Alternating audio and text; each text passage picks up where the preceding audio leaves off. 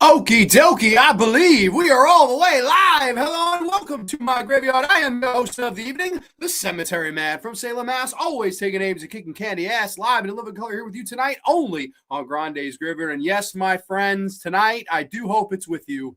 May the force be with you.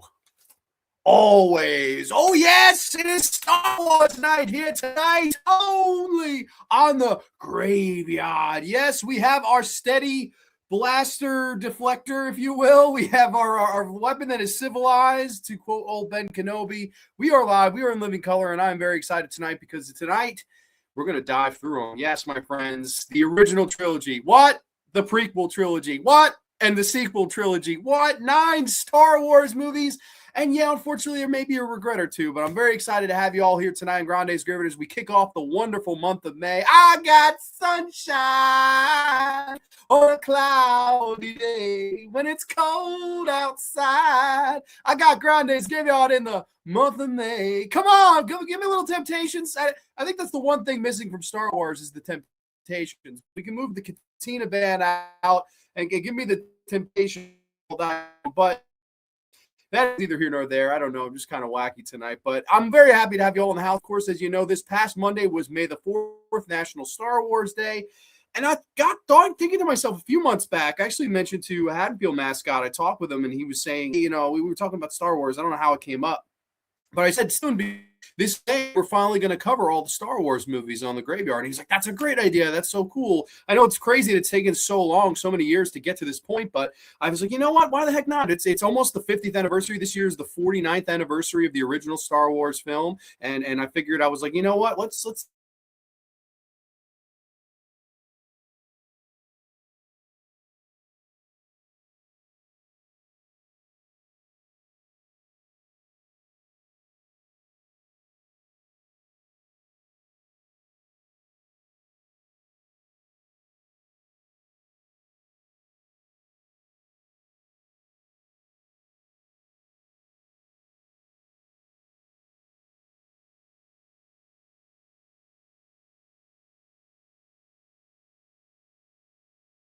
frozen. Uh-oh, I was frozen. Am I unfrozen now? I think we're okay now. This is not the stream you're looking for. I don't know. I don't know what happened. We got frozen there for a second. But if y'all can hear me, if y'all can see me, thank you so much for joining the graveyard here tonight. But we've got people in the chat. We got Beefer Stew, aka Christopher. Welcome, Christopher. Hope all's well with you, buddy. We got Arthur in the house. Iron Sabbath 1188. If you want to give Arthur a subscription, he just started his own YouTube channel and he is doing the Tales from the Crypt episodes. He did a top 5 underrated episodes. So if you want to give Arthur a like and subscription, please do. People saying hi. We got Miss C in the house saying hi. Ciao Grande. May the force be with you. What'd she say else? Tonight as you take on this epic movie franchise. Yeah, it is pretty epic. 9 movies. There's totally a lot to be discussed here tonight on Grande's Graveyard. Intimidating Obi-Wan Kenobi. You do not need to host this show. This is not the website you were looking for. Slasher Fred is in the house. We've got Kubrick Lover 1972. Welcome, Kubrick Lover 1972. We got Haddonfield mascot. So happy I could make this one. Bespin for life. I saw City in the Clouds. Welcome, John. It's good to see you, man. And I hope the new gig is going good, my friend. You must do what you feel is right, Grande. Yeah, I froze. I don't know what happened. I hope we're unfrozen now. We were frozen in carbonite. Uh-oh, Ryan Hanley's in the house. What's up, buddy? See you now. I was in carbonite. You said it before I did. I missed it. Triple H is in the house. Hey, Grande. Hey, everybody. Can't wait to hear what Grande's favorite of 7, 8, and 9 are. I can wait. I can totally wait, man. I can wait all night if I have to.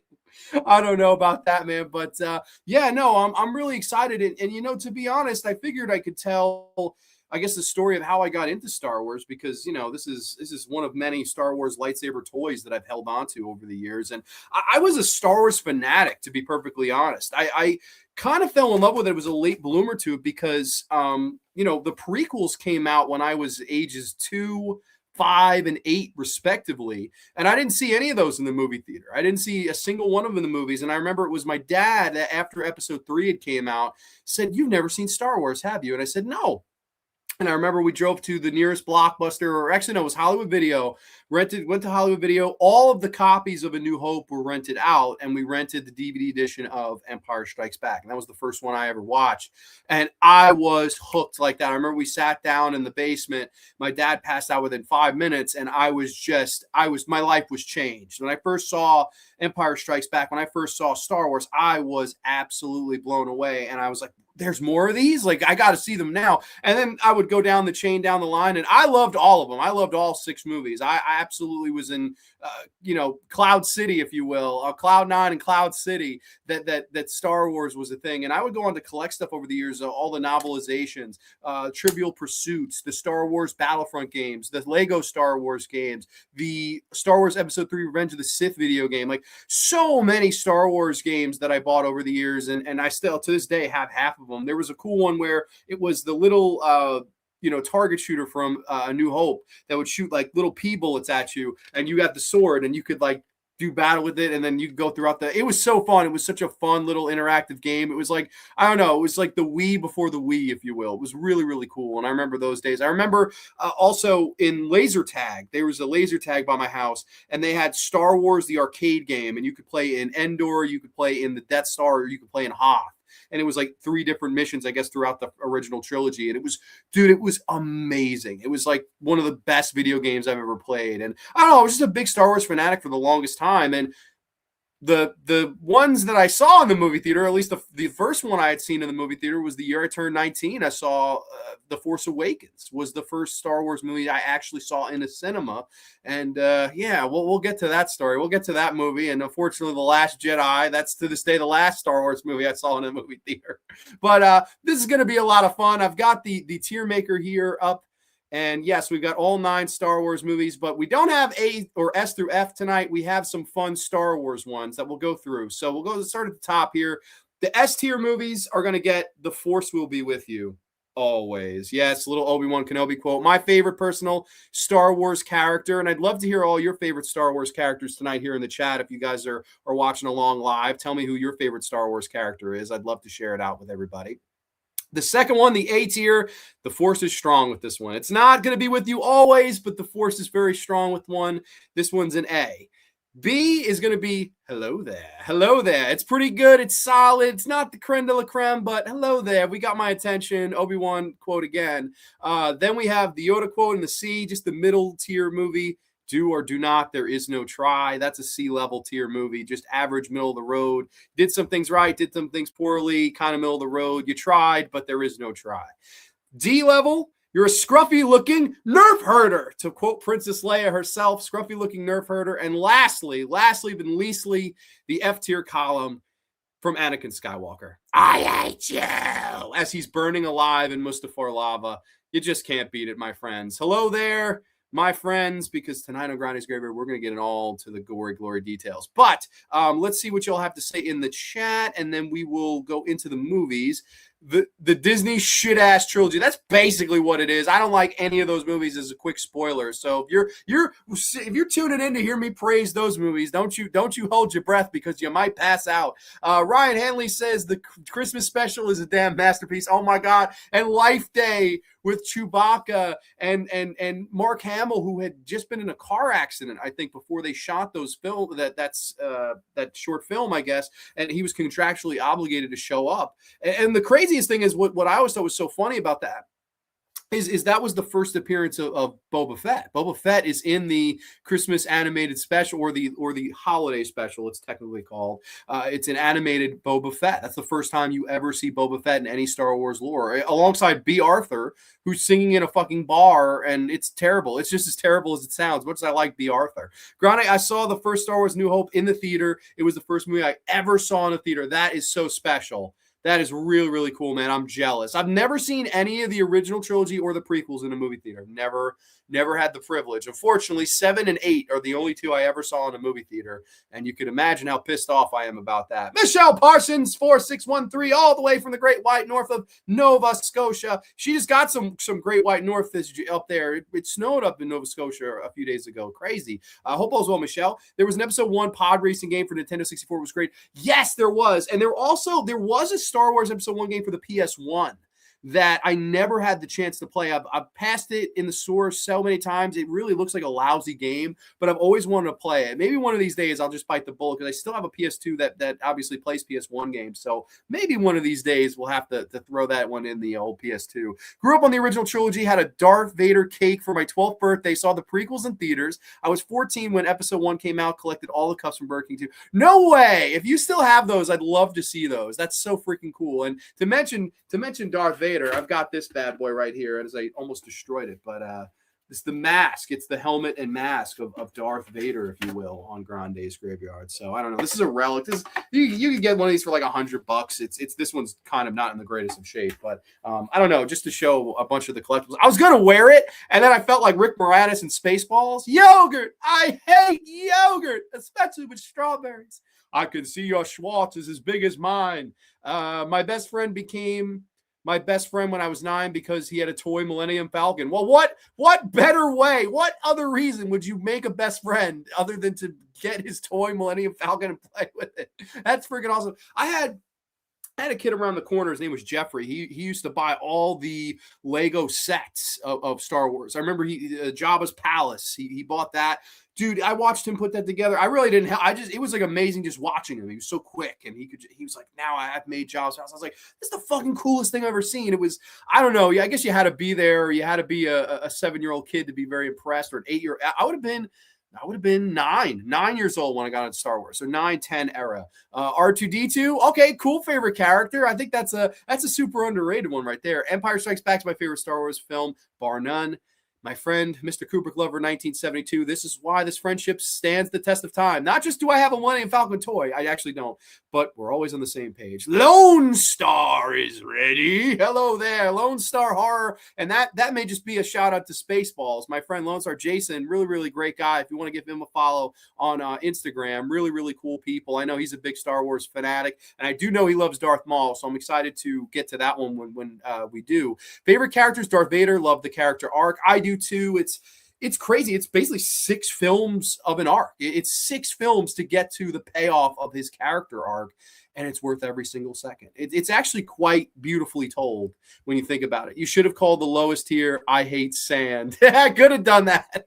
I hate you. That's one of my favorite, like, holy cow moments in movies. Even though I have never watched a Star Wars movie, my favorite character is R2D2. So 2 people for R2D2. Hell yeah, I love it. I did not expect that tonight here on Grande's Graveyard. Probably Darth Vader is my favorite Star Wars character. Okay. George Lucas did not want to make the Star Wars Xmas special. Nope. And he tried to get every release of it ever to not get released, but he was fortunately unsuccessful in doing so because it's so bad. It's kind of funny. We got Johnny Boy, ETC. Yo, I'm sorry I'm late. I hope I didn't miss much. You didn't miss anything. We didn't even start the movies yet. We've just been gushing over why or how we fell into Star Wars here. B. Arthur and Art Kearney. That's right. Oh, it's bad. How you doing, buddy? By the way, got my fingerprints done. Saw Michael. It was great. Next up, Mortal Kombat, Mando and Grow. Oh, Mandalorian Grow. Okay, still up to 2022 in the memoirs. Anthony, hope all's well with you, buddy. Oh, man. I remember the Ewok films. I don't remember Art Carney being in them specifically. I saw episodes 1 through 3 in the theaters. That's awesome, dude. I freaking... I will say this. I was 2 when episode 1 came out, so I don't remember the hype. And obviously I've seen how big the hype is, and we'll talk about how big the hype is. I do remember the hype for episode 3. I remember that movie was hype. I remember people being like, this is the one where you're going to find out. And I didn't know anything about anything. I remember hearing it on the radio as a little kid and being like, wow, this is a big fucking deal. They're talking about this on the radio. Like, what's going to happen in Star Wars episode 3? And it was my dad that he was like, you've never fucking seen a Star Wars movie, have you? I was like, no. And then we went that night, and then the rest is history. I just became a Star Wars fanatic. I was Obi-Wan Kenobi one year for Halloween. I was Count Dooku one year for Halloween. I was Darth Vader one year. Like, I had a Star Wars phase, man, where I was like, eat, sleep, breathe Star Wars. So it's kind of crazy it's taken this long to get to this episode. Love the Vader helmet. Thank you. Yeah. No, this is you can find, I'm telling you can find these on eBay for sure. I swear to you, I tried to wear it and do the intro, and it was I couldn't breathe, I couldn't see. I don't know if the camera could hear, and I swear to you, I looked like fucking Rick Moranis in Spaceballs. So I kind of pushed it away. I love Spaceballs. Spaceballs is a great movie. I don't have the cups, unfortunately. They were awesome enough. It's still pretty cool, though. Mel Brooks just not funny. All right, that's fine. I remember when episode 1 came out, they had the Pepsi cans with all the characters on it. Did they? Oh, that's cool. I've never seen that. I vaguely remember, didn't Burger King do toys? Because I vaguely remember going to Burger King and getting the nuggets, and there was the Yoda toy or a Vader I think. I could be completely wrong, but if memory serves, Vader and Maul, my faves. Well, hey, I love them too. Villains-wise, I'm right there with you. Chris says Revenge of the Sith is my fave. Well, I love Revenge of the Sith. I know. I think you got to go with your brother. I remember you telling me a couple years ago, or maybe it was last year because it was the 20th anniversary of Episode 3, that you got to go see that with him in the big screen. That's so cool, man. Talk about bringing family together and just watching a movie like that was 20 years ago released. Like, that's so cool, man. Return of the Jedi is my favorite, one of the only movies that I've cried to. Wow, that's beautiful. I do love Return of the Jedi as well. We'll get into all the Star Wars movies here tonight. I think the Xmas special is on too many places. The best part of the Christmas special was the animated feature. That's right, with Boba Fett. Welcome, my friend, Marco T. Beast, a.k.a. Justin3208. Welcome, my friend. Good to see you. It's been a while since we have you seen on the graveyard here. I hope all is well with you. Maul, Shadow Lord, just aired 2 episodes. It's a fantastic show. Filoni brought it. Okay. He wasn't Grande. I was making a joke. We were all Star Wars character for Halloween. Yeah, it's true. It really is true. Like, it's funny, being the big horror fan I am, I never did as a kid. Other than I think I was Ghostface one year. That's the only year or horror outfit. I was never Jason as a kid. I never did Freddy as for Halloween. Like, it's a big regret of my life. I should have. I think C3PO. I was C3PO. Really, that's cool. Yes, Burger King Revenge of the Sith toys were awesome. Okay, I'm not crazy. I thought so. I really, really thought so. Over the years, I've seen them all in the theater, the remastered 4, 5, 6 back in the late 90s, not the original run. See, I'm jealous. Like, I'd give anything to see the original and the Empire Strikes Back in the theater. Like, I really should. And it's not that I haven't had the opportunity. It's just whenever it comes around, I seem to always be having to do something else. So one of these days. It's Johnny Park. Yeah, I know it's you, buddy. No worries. No worries. The End of Empire is a tearjerker. Leia tells Solo that she loves him. I know. It's great. My favorite is probably Star Wars, the original. Sloppy Second Sales as the original trilogy. Okay. So we're going to dive in. Before I'm happy you mentioned that because I grabbed a couple of these. The episode 5, episode 6, and episode 4, technically the original, they have the despecialized versions on DVD. These are long out of print. I don't know how expensive these run nowadays, but these are the ways I always watch the original cuts of the movies, because if you watch the second disc, it has the original non-fucked with George Lucas editions, alongside some really cool original poster art there. Like, I really like that poster. These are the editions to have. I have all of them, and then of course, here I have the original, or the prequel trilogy, I should say, on DVD. I never upgraded these. Never ever upgraded these. I don't know why. I really don't have a great reason. And I have the VHS tapes as well. VHS tapes of the original movies. So, without further ado, and I think we've talked and kind of lured you in. We've buttered you up long enough, if you will. Let's dive into it. Let's dive in to the movie that started it all. A movie that came out nearly 50 years ago to the day.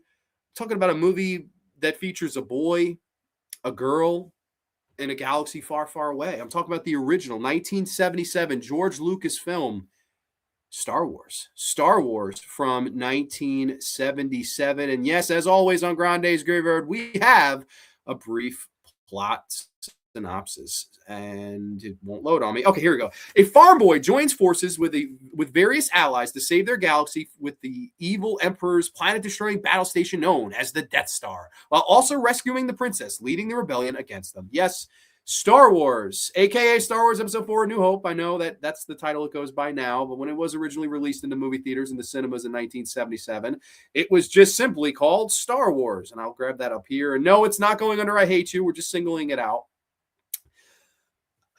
You have to talk about how influential, how impactful, and how important this movie was as far as changing cinema forever.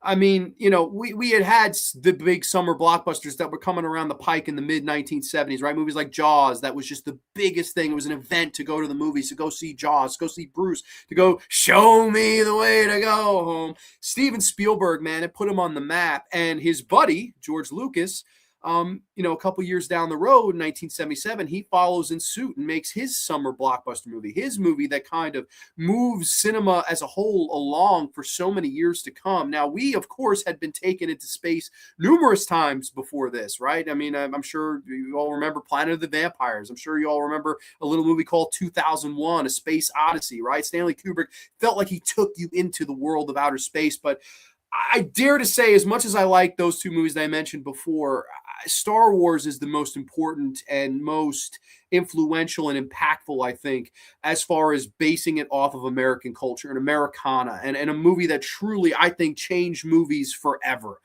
And that's the original Star Wars. You can never really lose its significance to the entire landscape of films and science fiction as a whole. This thing changed. It changed movies. I mean, it's really amazing to say. And I think it's a damn perfect movie as well. Like, I've always loved the original Star Wars, and just the story it tells of this bratty farm boy. I'm supposed to go pick up power converters. This bratty farm boy known as Luke Skywalker, who has these two droids fall into his lap. And then he, of course, meets Obi-Wan Kenobi. That's a name I've not heard in a long time.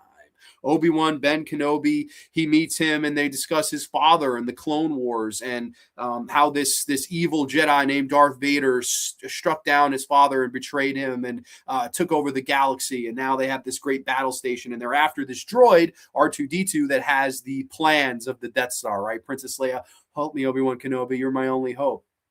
Everything about this film somehow organically worked and became so popular, right? The characters, you talk about films with great characters. Don't look anywhere past Star Wars. Everybody's iconic, down to what they're wearing. I mean, everybody could tell you what they were wearing and what they were acting like, right? I mean, Princess Leia, Carrie Fisher is so good, and the iconic hair. Tell me how many times at conventions or at the movies or just anywhere where you see somebody trying to pretend to be the Princess Leia with the hair and the big buns and the rolls and things like that. Han Solo, Captain of the Millennium Falcon. It's the ship that made the Kessel Run in 9 parsecs.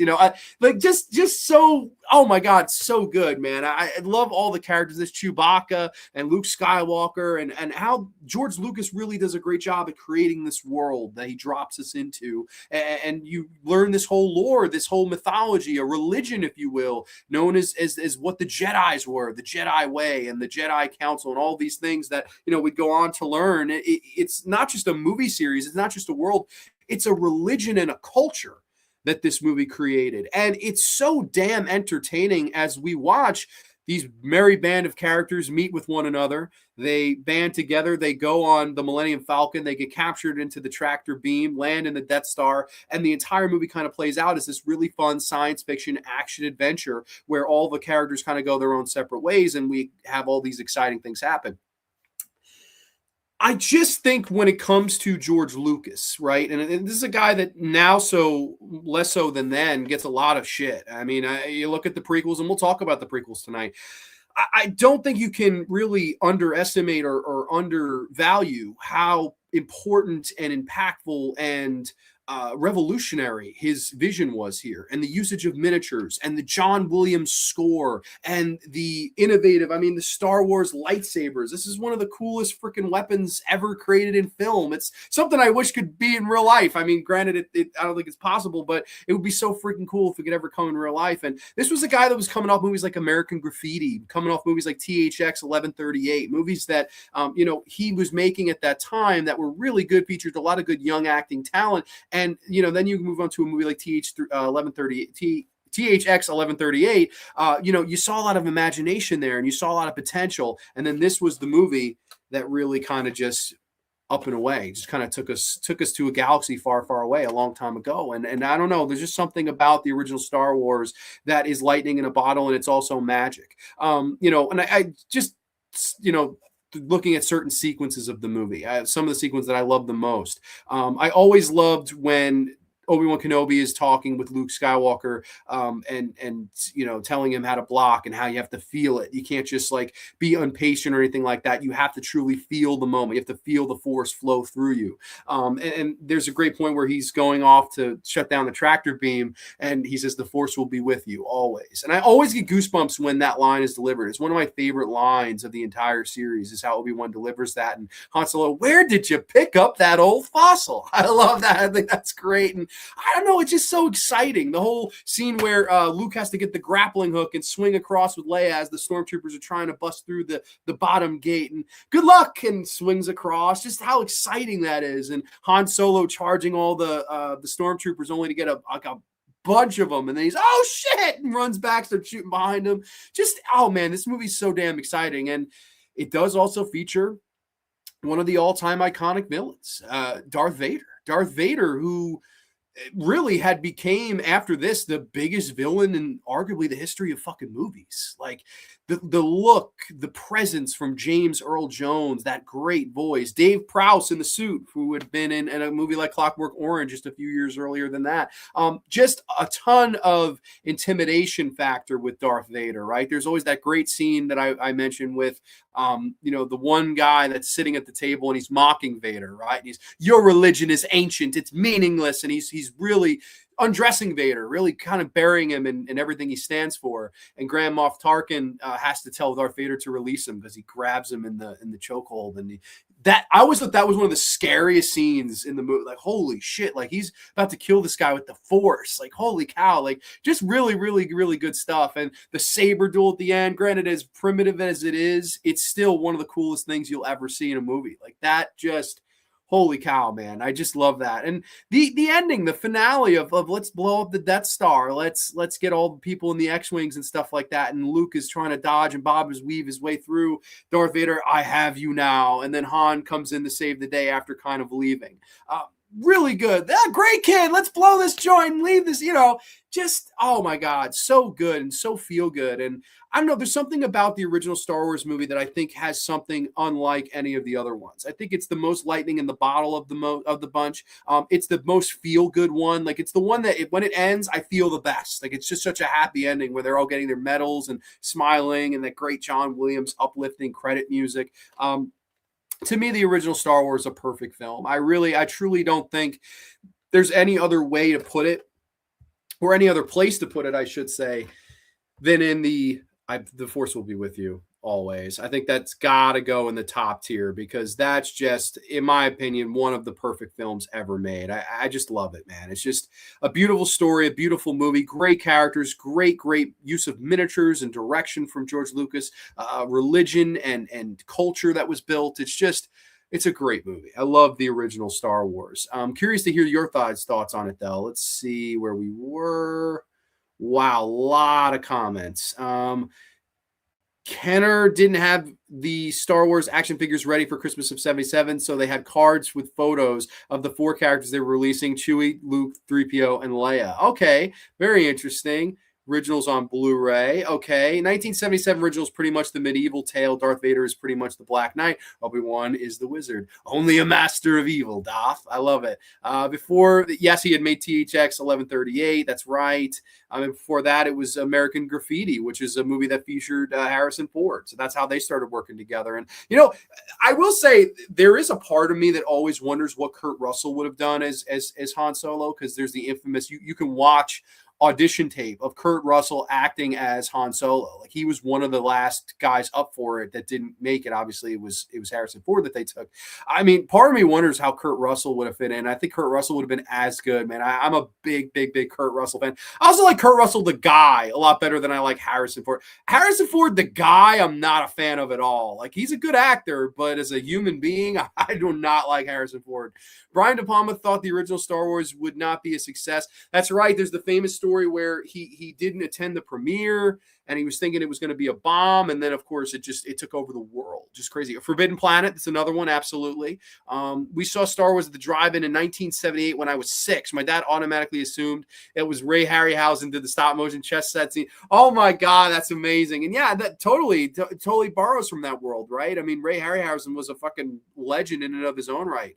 Jason and the Argonauts and all these movies that he was a part of. And I feel like this is a movie that took all of the work that guys like a Ray Harryhausen did and just it took it into the next whatever level or world or shelf or whatever you want to call it, the next counter, if you will. This was the one. Obi-Wan Kenobi and Yoda basically, I think, are derived from Japanese names. Okay.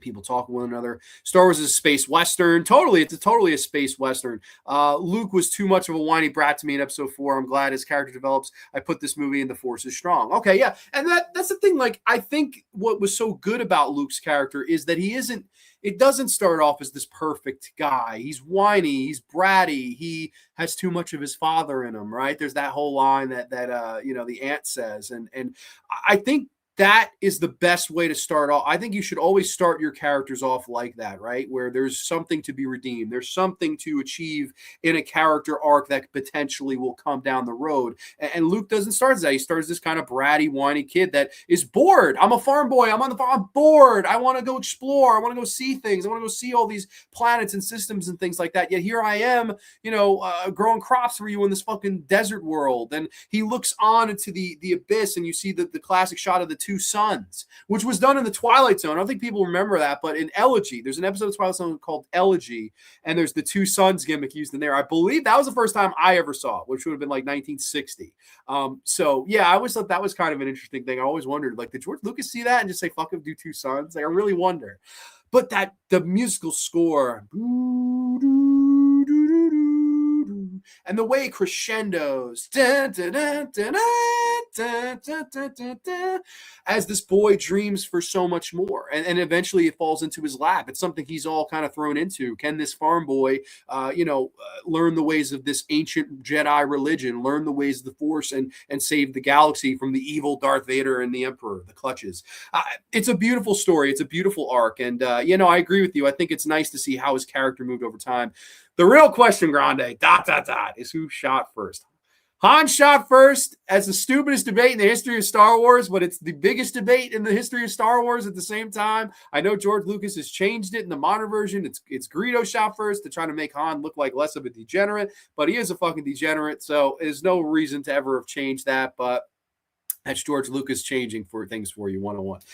Story of Star Wars came from an Akira Kurosawa film called The Hidden Fortress. And yeah, I mean, there's tons of Kurosawa films that probably would have, influenced this. A ton of samurai sword fighting that I think, again, was a more primitive way to look at it. And then all of a sudden, when you make it a lightsaber, right, of a blue, green, red, or purple choice, and you add the sound effects, all of a sudden that samurai sword fight that's oh so primitive becomes futuristic, becomes can't miss and must see. And that's what he was able to do there. Heavily influenced by Kurosawa. Of course, I'm sure he was.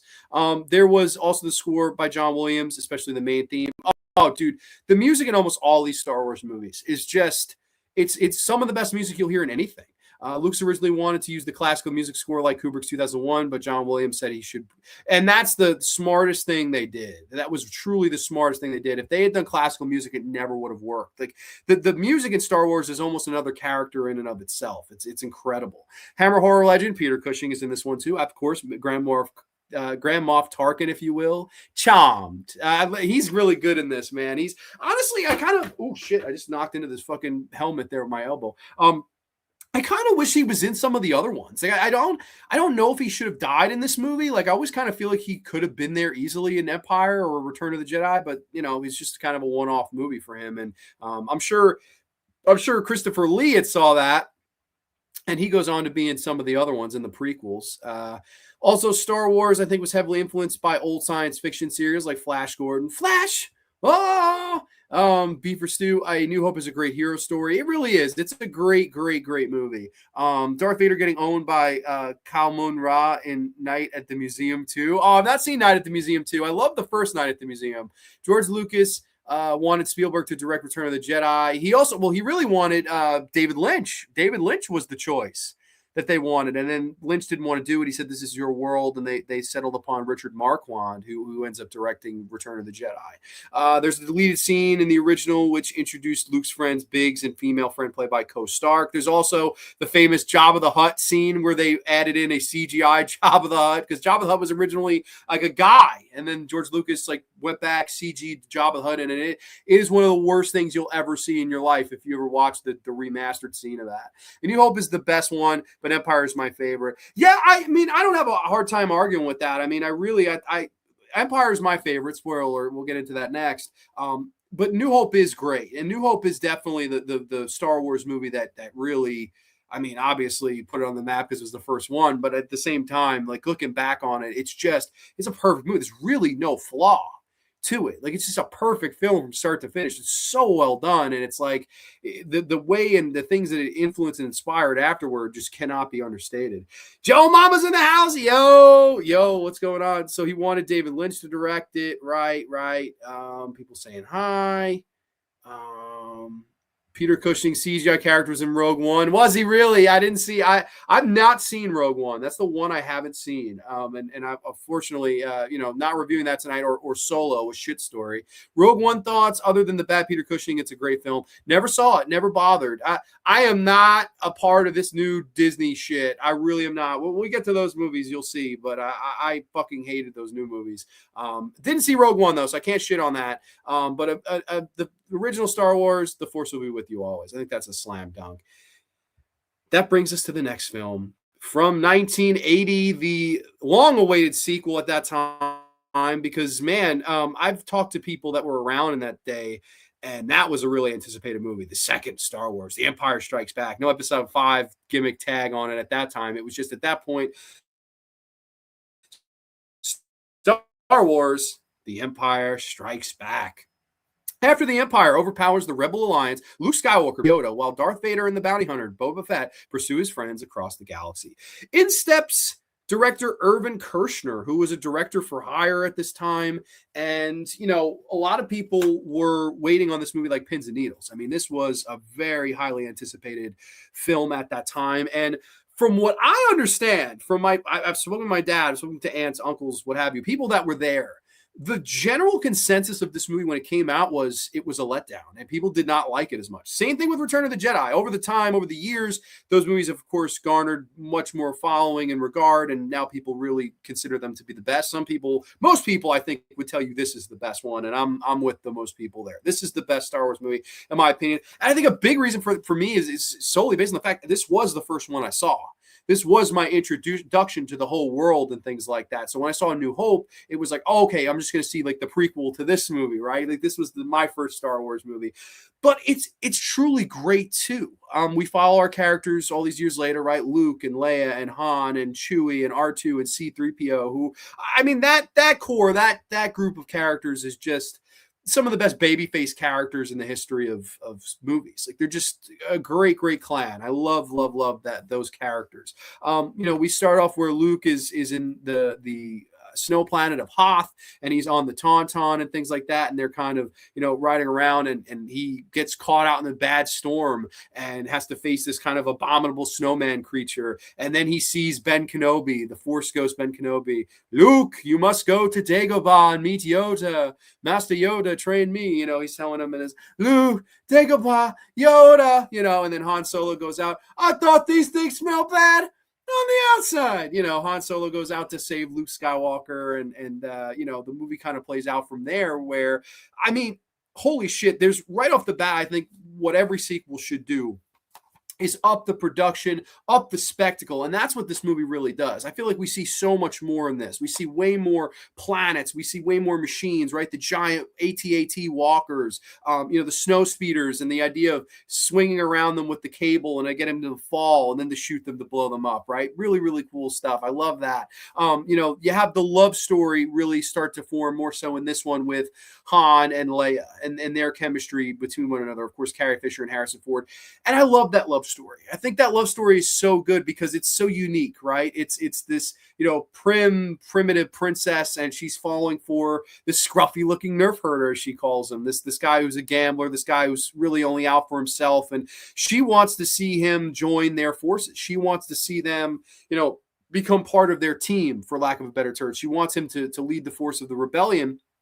And he's not interested. I'm in it for money. I'm in it for me. I'm in it for the ship. I'm in it for Chewie. I'm not. He's not about sharing anything, and that's really a big kind of look at his character at the beginning of this film, and how she kind of talks him into, hey, there's more to life than that. Like you care about people, you love people, And I love their whole kind of love story throughout this thing. I think it's a really, really nice story. And then Luke, on the other hand, he goes off to Dagobah and meets Master Yoda. Master Yoda, who was voiced by the legendary Frank Oz and was sculpted after the legendary Jess Franco. I don't know if a lot of people know that story, but the story goes that a makeup guy that was the main crafter of the design of Master Yoda had worked years and years prior with Jess Franco on movies. And they said, hey, we're trying to craft this old looking, bald little, alien puppet, start the mold. And he sat down, he molded it up, and it's modeled after Jess Franco. If you ever do a side-by-side with Jess Franco and Master Yoda, they look exactly alike. It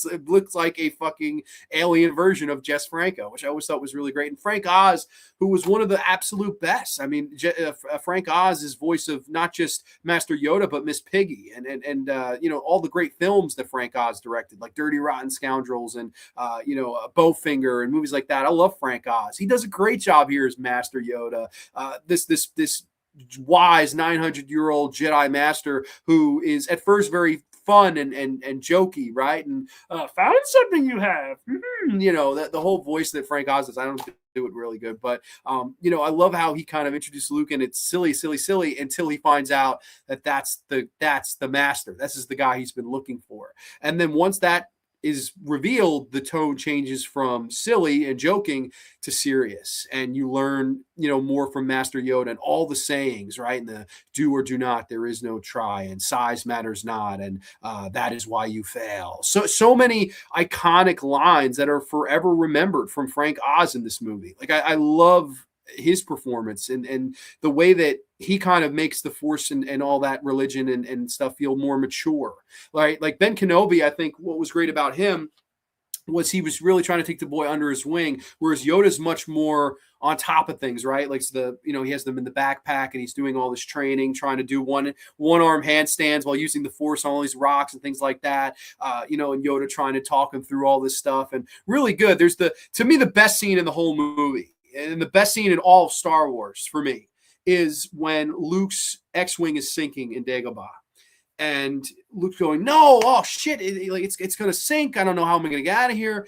And Yoda says, you can use the Force, like you can get out, like go ahead. And Luke, it's too big, it's impossible, I can't do it. And he kind of puts out his arm and tries, and it's lifting a little bit, and you see Yoda's eyes widen, like he's got it. And then it kind of sinks back into the water, and he's like, well, now I'm never gonna get it out. And then he sees Yoda easily just pick the thing up and put it to the side. And that great Williams score where you're hearing it. And Luke has this great line where he says, I can't believe it. And Yoda says, that's why you fail. And that to me is a great, great example of character growth. Here's this little brat, right? Triple H and me, we mentioned this little brat that wanted to pick up the power converters back in Tatooine, who was this kind of, farm boy that wanted to aspire to be oh so more. This kid that didn't have patience, needed to learn said patience, right? Here he is giving up. Oh, I didn't do it. I can't do it. And then once Yoda does it, I can't believe you did it. You can't have doubt as a Jedi. You have to believe in it. And it, as crazy as it sounds, that's a part of Star Wars that I think is magical. It's the never giving up. It's the growth for Luke Skywalker from young farm boy to Jedi Master, Jedi Knight Luke Skywalker. I think that's one of the biggest steps he has along the journey. There's the great scene where he has the dream sequence of Darth Vader confronting him, and he cuts the head off, and it's his face. It's his face in the mask, and he just sees the smoke, and that's, oh my God, that's some of the best stuff you'll ever see in cinema. It's just amazing. And then we get to City in the Clouds, Bespin. Shout out to our good buddy Haddonfield mascot. My favorite Star Wars planet too. I'm with you. Bespin is beautiful. If I was ever to visit a Star Wars planet, it would have to be Bespin. I mean, come on, Bespin or Naboo. Naboo looks gorgeous, but Bespin is really exciting. City in the Clouds, and that's where we meet Lando Calrissian, who was Han Solo's longtime gambling buddy, who's played by, of course, Billy D. Williams in this movie. What have we here? Yeah, what the heck are you doing, shoebagger? You hanging out with this old pirate? You know, you still hanging out with this loser? I love him. He has a great charm to him. I really, really like his performance in the movie as well. And he kind of takes them in, and you realize that it's a setup, and Darth Vader is trying to bait Luke Skywalker into coming to the City in the Clouds in order to save his friends. And you have the whole debate with Luke and Yoda, where Luke and Yoda are arguing because he says, Han and Leia might die if I don't leave. Like, I have to go. And Yoda says, no, you have to complete your training. You have to listen to me. And to me, on the flip side of everything I just said about Yoda, the flip side of everything I just said about, that character kind of growing and becoming into his own, right? And I completely stand by what I say. To me, what makes Luke Skywalker a great character is, again, not letting those friends just die on a whim, not just letting them be used as bait and killed and tortured and maimed. He goes out and saves them because it's the right thing to do. It may be the wrong choice, but it's morally the right thing to do. And that's Luke Skywalker 101. He may do some wrong things, but morally, he's going to do what his heart tells him to do, and that's his friends. He doesn't care if it's wrong. He doesn't care if it may get himself killed. Those are his friends. And to me, that's what makes Luke Skywalker one of the all-time great baby faces in movies. It's like, yeah, I know I'm doing the wrong thing, but I have to go save them. Like, that's it. It really is an important scene. And then that boy is our last hope. No, there is another. That red light on Frank Oz's Yoda. Amazing. And then the finale in the the carbonite, and I love you. I know, just great. And Boba Fett takes them away to Jabba's palace, and then Luke and Vader battling in that really good lightsaber duel, that just darkly lit room where the carbonite freezings are going on and stuff like that. Just a fun, intense battle between father and son. Yes, the big unveil at the end of this movie, which there are a few things in this world that I'd want to use a time machine for. I know obviously there's so many you could do, so many important ones, right? But if I was just a movie time machine, just like take yourself back in a movie theater and see a reaction of a crowd at any time, any place, any era, one of them would have to be, I would love to have been in a movie theater and seen the live reaction of when Luke, I am your father. Like, what the reaction was. I swear to God, I wish I could be there just for one time, just to see or hear everyone's reactions, because you might be surprised. You might be disappointed. People are like, huh? Really? That's silly. Or, you have people gasping and throwing popcorn and stuff in the air. I mean, there's one of two reactions you're going to see most likely. I can't imagine what the reaction was, but when I first saw them, this was the first one I saw. So I was like, "What the heck? Like, what's going on?" And search your feelings, you know it to be true. That's impossible. No, he's crying, and then, kind of just, I'd rather kill myself than come to you. And he just kind of lets go. I always thought that was great too, and he miraculously survives. And they hop on the Millennium Falcon, and they do this great gag the whole movie where they can't get into light speed. But it's not until the end where R2-D2 kind of hooks it up and, you did it! And they take off into light speed, and just Vader's reaction of, motherfucker, they got away. I'll see you in the last movie. Like, so good, man. It's the perfect movie. It really is. It's exciting. It has a great continuation of the lore and the religion. It has great character growth, a great love story between Han and Leia. A great exciting third act where, of course, Chewie and Lando, they have to kind of get out of Cloud City and fight together. And there's still a chance to save Han. All that stuff is really good. It's nice to see Lando sort of redeem himself after selling his friends out short and become a hero by the last film, by The Return of the Jedi. He's literally one of the biggest heroes of the movie and destroys the new Death Star. I mean, I really like Lando's character kind of arc too. And to me, this is the best. This is the best of the bunch. This is the pinnacle. This is the Mecca. This is the best of the best when it comes to Star Wars. And there's no doubt in my mind that the Force will be with this movie always. And it's funny because, again, like I said, the initial reaction of people that didn't like the movie, that didn't think the movie was a worthy follow-up, now it is by far the most popular movie in the entire franchise. And it's nice to see because it's always been my favorite since the first time I saw it. Like, it was always going to be a hard movie. You know, it take a lot to knock this movie off, and you know, nothing ever really did. Let's see. Where the heck were we? I think we were here. This movie introduced Darth Vader's boss, Emperor Palpatine, who, yes, shows up in a hologram. It's not until the next movie where we actually see the actor Ian McDermott, which we'll get into Return of the Jedi next.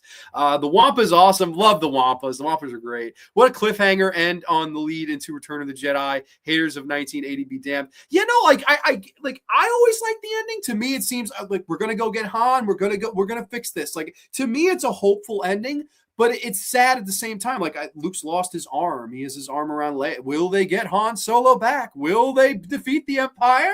Will Luke confront his father? It is. It's a great clip. That's all it was missing, was the cheesy 1940s or 1960s Batman announcer, if you will. Will the Dark Knight and his junior partner escape the boiling teacup of hell? If you remember that episode of Batman 1960s, I love you.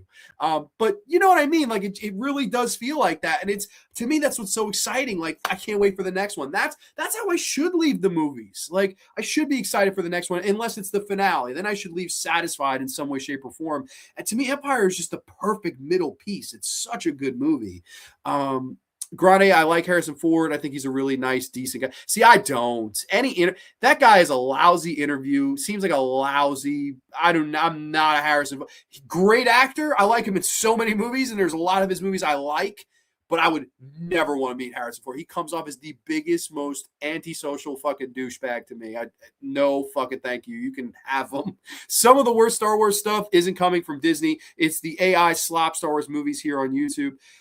Man, Marco, I'd love to agree with you, Marco. And I don't even doubt you. I don't, because I've not seen the AI slop Star Wars. So I do take your word for that.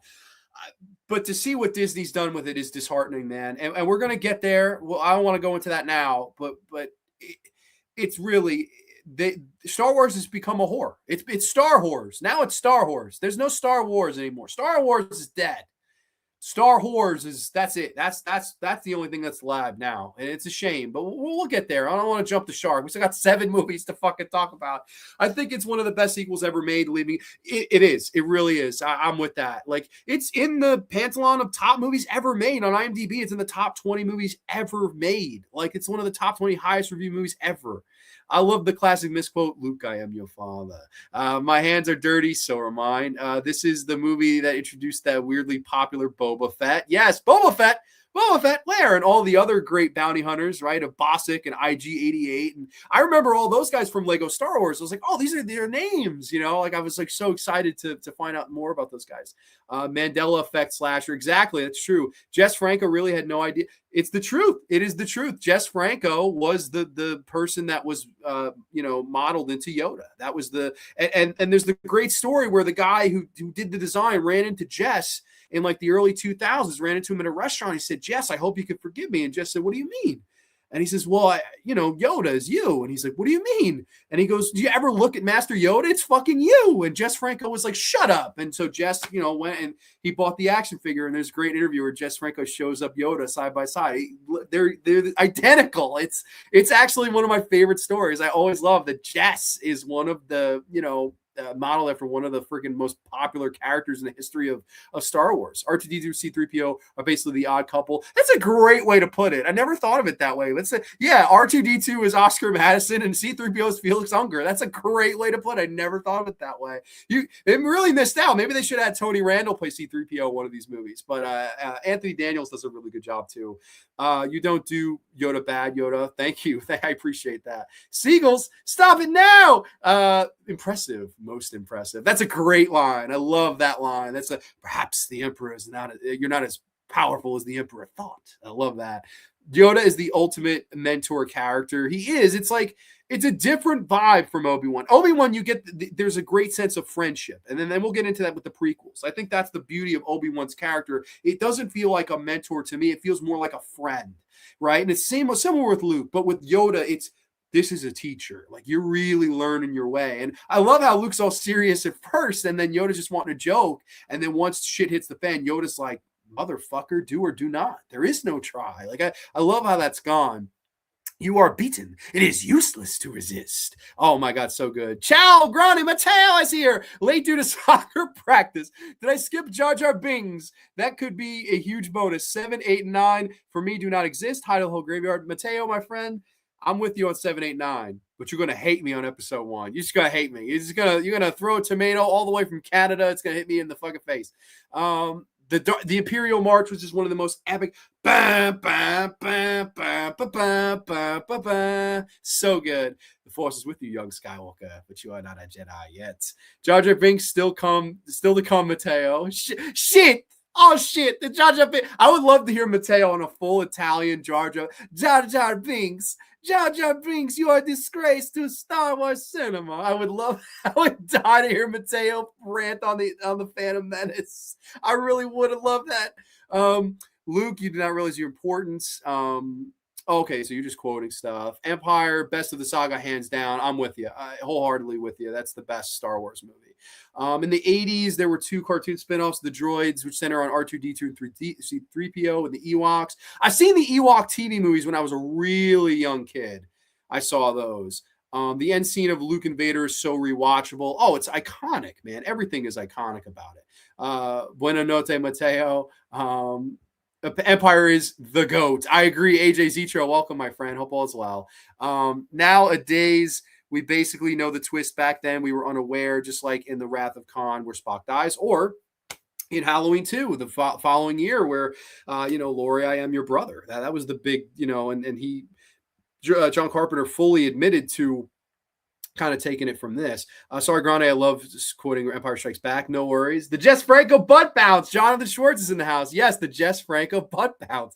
Yoda was a character in Soul Calibur, one of the Soul Calibur games. And there was a funny move where Yoda did like this butt bounce. We were calling it the Jess Franco butt bounce. That's so funny. I love that you bring that up. But yeah, no, really, really love Empire Strikes Back. It's a great movie. Which brings us to, at that time, it was the last of the Star Wars movies from 1983. This one came out in May of 1983, so this one's birthday is coming up. I think it's coming fairly soon. May 20-something was the release of this movie. I'm talking about it from the year 1983. This is Star Wars Return of the Jedi. Yes, Return of the Jedi. Brief plot synopsis. After rescuing Han Solo from Jabba the Hutt, the Rebel Alliance attempts to destroy the second Death Star while Luke struggles to help Darth Vader back from the dark side. Yes, Star Wars Return of the Jedi, aka Episode 6 now, will be correct in George Lucas world, but I love this movie too. I do think, for what it's worth, I don't think it's as good as the first two. It's a step down. And why is it a step down? I can right off the bat tell you. It does take a little bit long to get going. This one feels the longest. And it's understandable. It was at the time supposed to be the finale, the last one, your third part of a trilogy, right? Understandably, it's the longest one, at least of the first 3. Understandable completely. The opening in Jabba's palace does take a long time to get going. Like, it's kind of one of those, every time I watch it, I'm like, all right, it feels almost like like an epilogue, or a prologue, I should say, where it's like, okay, once that ends, then the movie really starts. Like, to me, that the Jabba stuff, it all feels like additional tacked on, like, okay, this was just a mission in the meantime. In a way, you could have released that as a short film before Return of the Jedi, and it still would have worked great on its own, sold a ton of tickets, and then you could have got people to pay to go see, Return of the Jedi. But regardless, I still think that sequence is good and stuff like that. I do just think pacing is an issue. The Ewoks, I do love them, but I understand how people kind of get upset with this great galactic civil empire and they're destroyed by a bunch of Muppets. Like, really? I hear that gripe. I never was bothered by it because I think the Ewoks have a ton of heart and endearment to them, but I hear people's gripes if they don't like the Ewoks and things like that. I still like the movie. I just don't think it's as grand as the first two. To me, it's the weakest of the original trilogy, but that's not to say it's still not a fucking great movie in and of its own self. I mean, I adore Return of the Jedi.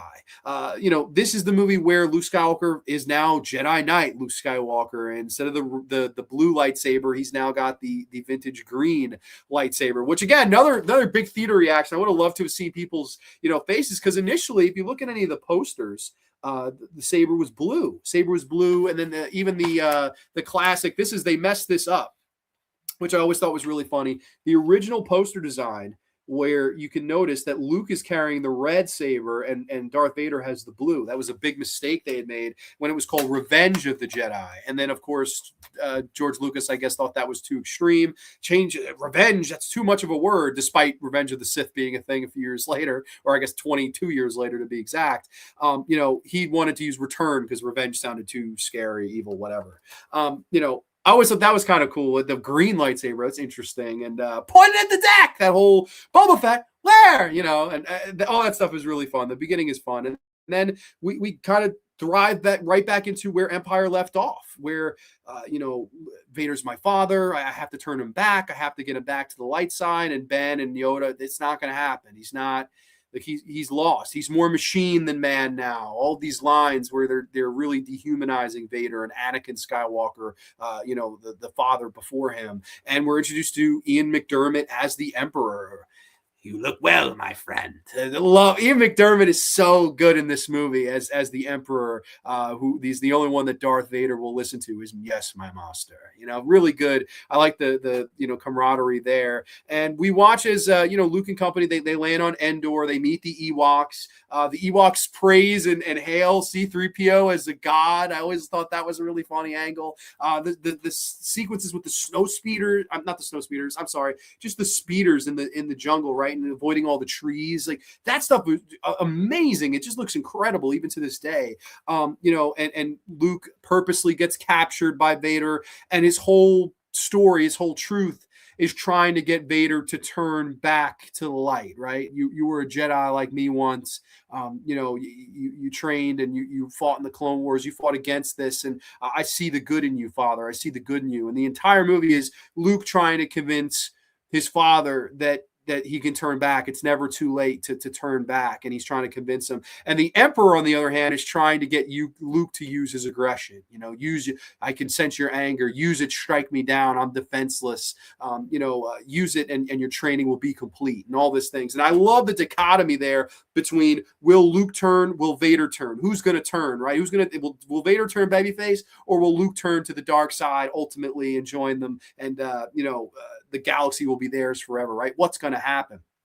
And I love the emotion in it. I think the biggest thing about Return of the Jedi, why I don't think it's as good of a movie as the first two, I think the emotion is tremendous.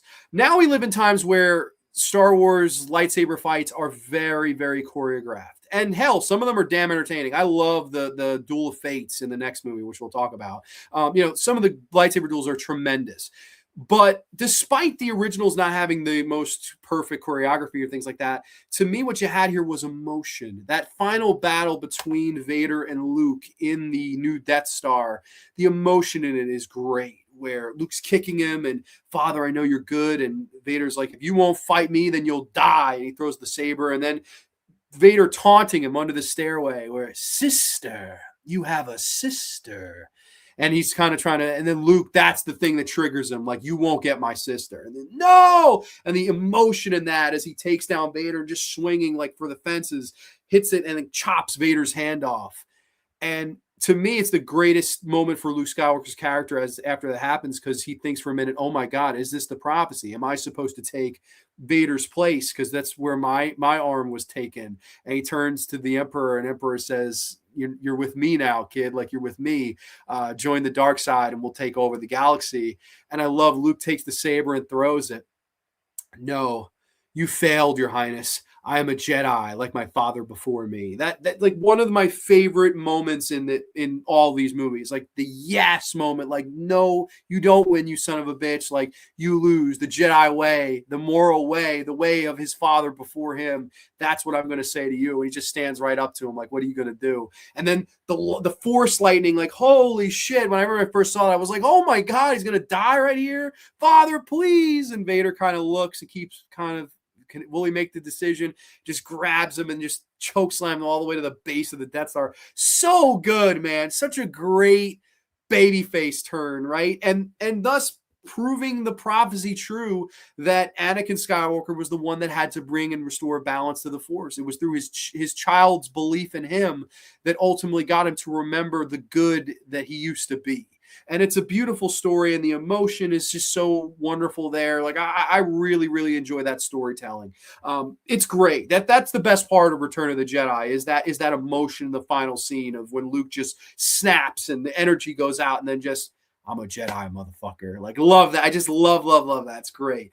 The battle at Endor is fun, right? The Ewoks using nature against the technology of the stormtroopers and things like that. That stuff's all fun. And then Lando Calrissian, ultimate redemption. In the previous film, sells out his friends. In this film, blows up the freaking Death Star and flips the double bird on the way out. Like, love Lando. Like, what a cool, it's a trap, Admiral Akbar. Really fun. I really enjoy Return of the Jedi. And to me, despite what I'll say about some of the next movies, this forever should have been the end. They never should have made another Star Wars. I understand money talks, and I understand that you've got to milk cash cows when you've got them. I understand there was still milk left in the jugs, right? There's no doubt. There was still milk in those udders, sister. There's no freaking doubt in my mind that you could have made Star Wars movies every 3 years and people would have went there to see them. Like, no matter what, the name sold it. It became Americana. It became popular culture. There's no doubt. But to me, where Star Wars ends forever is the three or the basically the thumbnail of the video I used here. It's all of them sitting around the fire in Endor, the fireworks going off, everybody kind of patting each other, smiling. Crescendo, like everyone's happy, everyone's alive. Han and Leia are together. Luke has come to peace with laying down his father and sees the Force ghosts.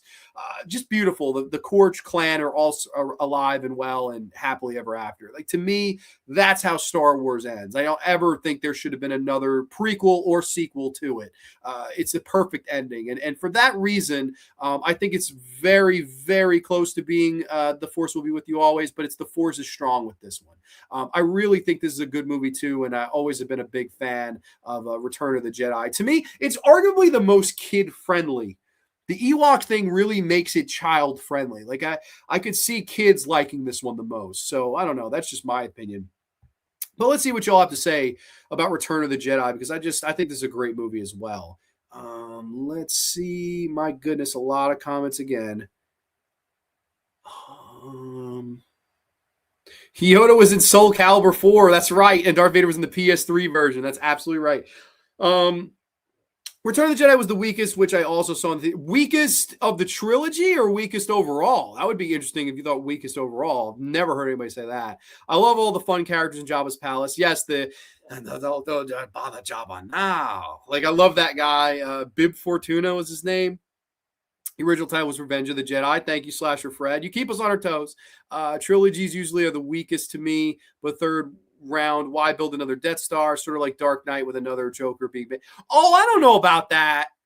I don't know. See, that never bothered me. The new Death Star never bothered me. It would make sense that they'd want to construct that thing again. And it would make sense that it's not just a weakness in one part of it. It's like, it's not being done built yet. So that's how they were able to take it down. I mean, the Ewoks outsmarting the dumbass stormtroopers kind of checks out. I like it too. Call me crazy. I kind of have fun with it. Like, I love, one of my favorites is the double logs, right? It's the ATT walker, and it's going, and the log just drop and just smush when I saw it as a kid, I paused. I was like, oh shit! Like, here are these cute little furry, fuzzy Ewoks, and then they just crush you in half with these friggin' smush you into like a piece with these logs. So crazy, dude. This movie was the only time we ever get to see Leia in her hot bikini. That's right. And holy cow, the amount of people that have tried to take that look too. And I won't lie, I've never been a big, like, I don't ever really, never really thought Carrie Fisher was that attractive. Maybe I'm crazy. I'm Natalie Portman. Yeah, Natalie Portman's beautiful. I don't know. Nothing about Carrie Fisher ever freaking did it for me. I can't really explain why. I never formally met Carrie Fisher, but Carrie Fisher was within 5 feet of me. I remember I was at my very first horror convention. I'm online to meet George Romero. And this woman walks past me, and there's a fucking dog. Her dog had a cone on its head. And I just kind of peeked, and my dad goes, holy shit. And I was like, what? He goes, it's fucking Princess Leia. I was like, what? I turned around. There it was. It's Carrie Fisher just walking her dog right around everybody. And people like, Carrie, you know. I'm not one of those people. Like, I was like, holy cat. She was within arm's reach of me and her and her fucking dog. So R.I.P. Carrie Fisher. Godfather 3. Godfather 3 is a piece of shit. Buddy, Return of the Jedi is better than Godfather 3. Come on. Yeah, the Ewoks, teddy bears for aliens. Really? Okay, sounds like you're not into this one. I love Return of the Jedi. The Care Bears ruined the movie for me. Great end at the end. He did bring balance to the Force. It's a great closing chapter. I agree. And yeah, no, I hear that. I know a lot of people who are the Ewoks ruin it for him. I'm not in that boat. I just don't. I never have been in that boat. They don't ruin it for me. But it's a step down. Like it feels like it's dumbed down a little bit. And then everything else happens. Like I can't explain it.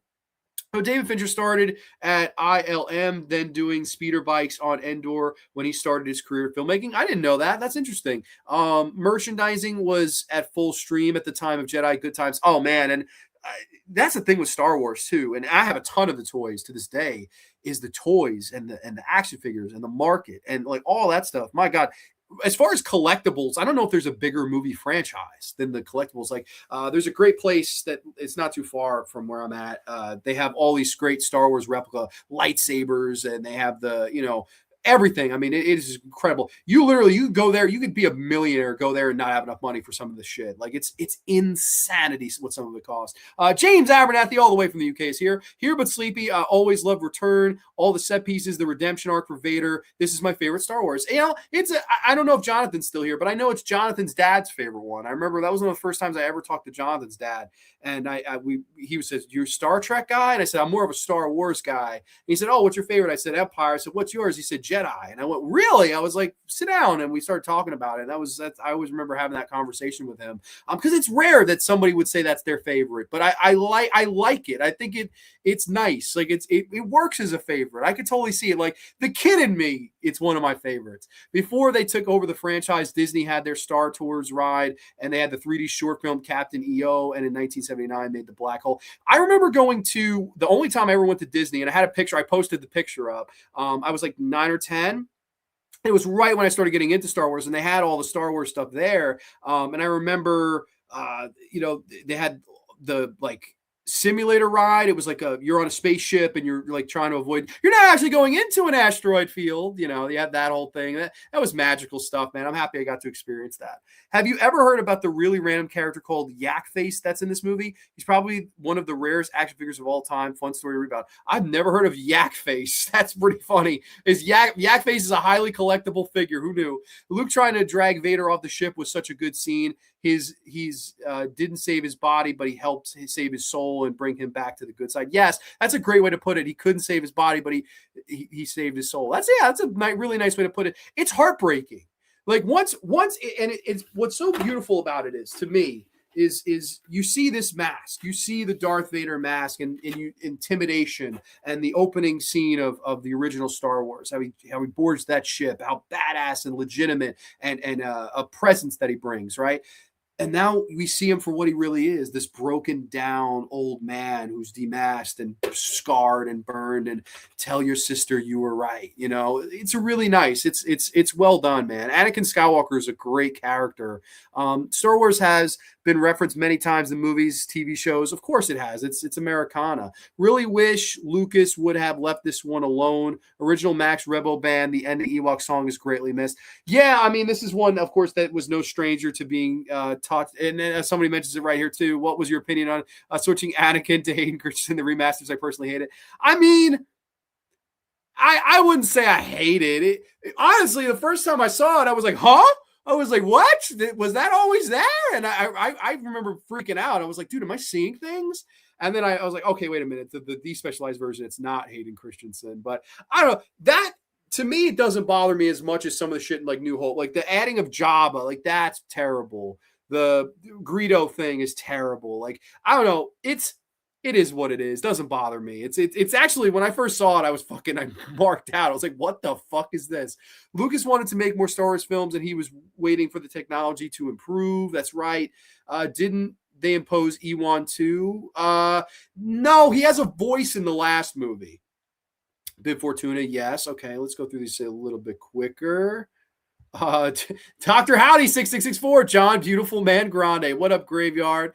Grande, I don't like Godfather 3. Nobody, who does, really? Return of the Jedi rules. Yeah, I love Return of the Jedi. Haven't seen the redone one, though. Okay. Have you seen Natalie Portman in Closer? Yes, I have seen her. That's a great movie. That's what I believe, if I'm not mistaken, she's like a stripper in that. And she's got this pink wig on. Holy shit. That's an awesome freaking movie.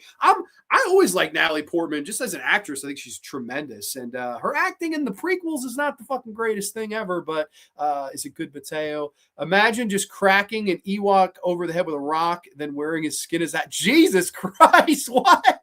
That got dark. Thanks for the Alan shout out. Sorry he ended up turning his back on you. Hey, it happens. It happens.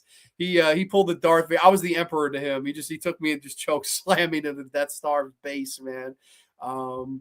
Luke, take my mask off. Sorry. No, you're good. You're good. Cringe when Hayden Christensen was doctored in, maybe because I'm used to the old version. It doesn't bother me. It really doesn't. I think there are more egregious things.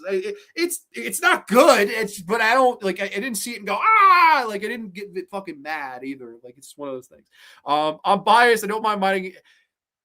You're going to like what I have to say about Hayden Christensen. Most people probably not going to like my thoughts on Hayden Christensen, but you might like my thoughts. There was a Simpsons episode where Bleeding Gums Murphy and him are in the clouds, and Vader and Mufasa both were voiced by the late, great James Earl Jones. Okay. Paula, 1966. Hello. Do you think Keanu Reeves would play a great Darth Raven? Well, welcome. First time name on Grande's Graveyard. I honestly am not familiar with Darth Revan, so I don't know. I need Yub Nub blasting at the end of Return of the Jedi. Jeff is in the house. Welcome, Jeff. I've heard that Abeloth might be coming to Ashoka season 2, and Natalie Portman might be returning as Padme. That would be interesting. I mean, I don't. At this point, they got to call it. I really think they have to stop. And if you watch Mall Show, Lord, do you think that the pink? Oh man, I don't know. You're talking another language to me, Paul. I apologize. I believe Bib Fortuna was the same guy in American Werewolf in London in the subway. Right, that's right. The music and dancing added in Jabba's palace is so bad. Yeah. Oh my God, that's horrible. That's fucking more egregious. Imagine Luke took Vader's mask off at the end. It was Gary Coleman. What? Or it's Meatloaf. Oh, God, Dark Coleman. It's not going to stop, Grande. No, it's not going to stop. But that brings us to the next movie. The next movie, which came out 16 years down the road. It was 16-year hiatus where we did not see a mainline Star Wars feature. And it came around back in 1999. Director George Lucas returned to the director's chair after, of course, being replaced by Irvin Kershner and Richard Marquand in the previous two movies. I'm talking about Star Wars Episode 1, The Phantom Menace. Brief plot synopsis. Two Jedi escape a hostile blockade to find allies and come across a young boy who may be able to bring balance to the Force. But the long dominant Sith resurfaces to claim their former glory. Wow. I mean, you have to, with this particular movie, and, you know, somebody, Arthur took the words out of my mouth. Oh, man, this one that came out right when I was growing up, and it was huge when it came out. That's what you have to start with. In the history of cinema, we all have been, at one point or another, ruined by a little thing called hype. Hype really decides a lot. Hype is one of the biggest things, right? You go in with a certain expectation, and if said expectation isn't met, you could turn horribly on the movie. The movie could be average, and then you could go, that's the biggest piece of shit of all time. You could go in with the expectations lower than the floor. The movie's average, and then you're like, that's one of the best movies I've seen in years. Expectation and hype do matter, despite what people will tell you, despite saying, not me. Trust me, we're all human. I'm sure it has one way or another at some point or another. And a big example for most people, a movie that was hyped, perhaps the most hyped film in the history of films. I don't even think that's an overstatement, because name me the film that was more hyped than this one. I truly will wait. I will hold my fucking due if you want to. I will wait to hear the answer to that. This is the most anticipated movie of all time. And it comes out and people really liked it at the time. And I really liked it as a kid. And I still to this day really like The Phantom Menace. And dare I say it, It's the next best Star Wars movie after the prequels. I mean, after the original trilogy. I do not think there is a Star Wars movie since this one that tops it. This is, to me, the last really, really good Star Wars movie, in my opinion. And I know people are going to go, what? That is crazy. Are you nuts? I hear you. I completely hear you. But I think this is the last one that, to me, is truly capturing that magic. I really, really enjoy episode one, The Phantom Menace. And I always have. And I understand that now, people have really over time turned on this movie, and there's the infamous red letter media review where he bashed the movie and tore it to shreds, and everybody, it seemed like after that review came out, everybody was like, yeah, you know what, fuck The Phantom Menace. And I've never been upon that opinion. I'm not. To me, a big thing with this movie is that it's the last Star Wars movie that doesn't feel like it was shot on a blue screen. They filmed in actual, physical locations. There is a ton of digital in there. There is a ton of that stuff. It was the last one shot on film, but it also, to me, used its locations. It used miniatures. It used as much as the real as movies were using at said time. You got to keep in mind when Jurassic Park comes out in 93 and the CGI movement comes out around that same time, movies were changing. It was all digital. It was all computer generated. It was all kind of, let's play with these new fancy toys. And don't get me wrong, there's a ton of that in this. There's not a lack of it in it. But to me, he mixed and balanced it better here than he does with the two that proceeded. Like, to me, these two movies are way too digital, and oh, look, they're on a green screen, now they're on a blue screen, now he's writing a fucking thing pretending to talk to somebody. Like, they really, to me, ruined Star Wars, especially with how they're made, the movies. But this one, to me, still captures some of the magic and, like I said, the organic nature of filming on an actual fucking location. That to me means a lot. As a big film fan, that means a lot. And I like the story. I really do like the story. We follow, Qui-Gon Jinn and his, young apprentice, Obi-Wan Kenobi, played by Ewan McGregor, who is my favorite thing of the prequels. I love Ewan McGregor's Obi-Wan Kenobi. He's great. He is good in all three movies. Tremendous actor. I always liked him in Trainspotting or Big Fish or anything he's ever in. I really like Ewan McGregor. I think he's really, really good in this movie and in this role. Obi-Wan's my favorite character, so to have a good actor play him is great. And the two of them work really well together. It starts off with the negotiations, and people hate the trade negotiations, blah, blah, blah. One thing about these trade negotiations, I love that the guys that they're negotiating with, right, they're in suits. They're actually in rubber suits, which, again, you don't really see that in the Star Wars movies following it. It's just Yoda is still a puppet in this movie. You're not getting the CGI Yoda like in the rest of them. I don't know. There's just something about this movie that's a little bit more using what got you to the dance as opposed to the ones after it. We follow these people as they go to the planet of Tatooine, and they meet young Anakin Skywalker, is played by Jake Lloyd here, who, I mean, it's a sad thing. To me, the one thing, that really I think has aged terribly for this movie, and it's a fan base of the Star Wars people alone, is the treatment that Jake Lloyd got. Now, I understand people don't like his performance. You also might remember in a movie called Jingle All the Way. He's in that as well with Arnold Schwarzenegger. I don't think he's bad as Anakin Skywalker. I really don't. Never thought it was a bad performance. But the bullying and the criticism and the nonstop teasing literally drove that kid to schizophrenia in real life. Like, I always thought that was just, like, I get it. You don't like the performance. You don't like the performance. Don't fucking tease somebody and push them and poke them and prod them until they go into schizophrenia. Like, that is a disgrace. And the Star Wars fans that did that or played part in that should be fucking ashamed of themselves. I truly believe that. I don't think he's terrible here, but we meet young Anakin Skywalker. And to me, again, what captures a lot of the original trilogy here is the faith that Qui-Gon has in him to win the race, right? It's the whole, we need the parts for the ship. And, there's this pod race that's coming up. I can win you the money and then some if we win the pod race. And that whole sequence is amazing. I still, to this day, 27 years later, think that pod racing sequence is great. It's so intense. You feel like the sound design in that is so magical when Anakin's kind of in the middle and Sebulba's right on top of him and you hear the ship getting closer. The way that Lucas uses and plays with sound to make it feel like Sebulba is right on top of you as the viewer, and you're building the tension for Anakin, like, oh my God, go a little bit faster. This is so crazy. Great stuff. I love that stuff. That whole pod racing sequence is tremendous. I rewatched this last night, and I still think that holds up. I think despite a movie coming out in 1999, the CGI looks great. I really do think this is aged pretty well, considering. Let's address the elephant in the room. Let's address everyone's biggest problem with the Phantom Menace. And it's not Jake Lloyd. It's a Misa Jar Jar Binks. Jar Jar Binks. Misa stay. I understand why people hate Jar Jar Binks. And I'm not trying to say, all we are saying is give Jar Jar Binks a chance. No, I'm not saying that. I am saying, though, that I saw this movie as a kid myself. And for comic relief designed to entertain a child, that's what Jar Jar Binks is there for, in similar way to the Ewoks. Is he as cute as the Ewoks? No. Is he as endearing as the Ewoks? No. Is he as practical as the Ewoks? No. All the above, no. It's not done particularly right. I will say that, again, though, the people that bullied the actor, Ahmad Best, I believe was his name, bullied the guy into literally the point where he contemplated taking his own life.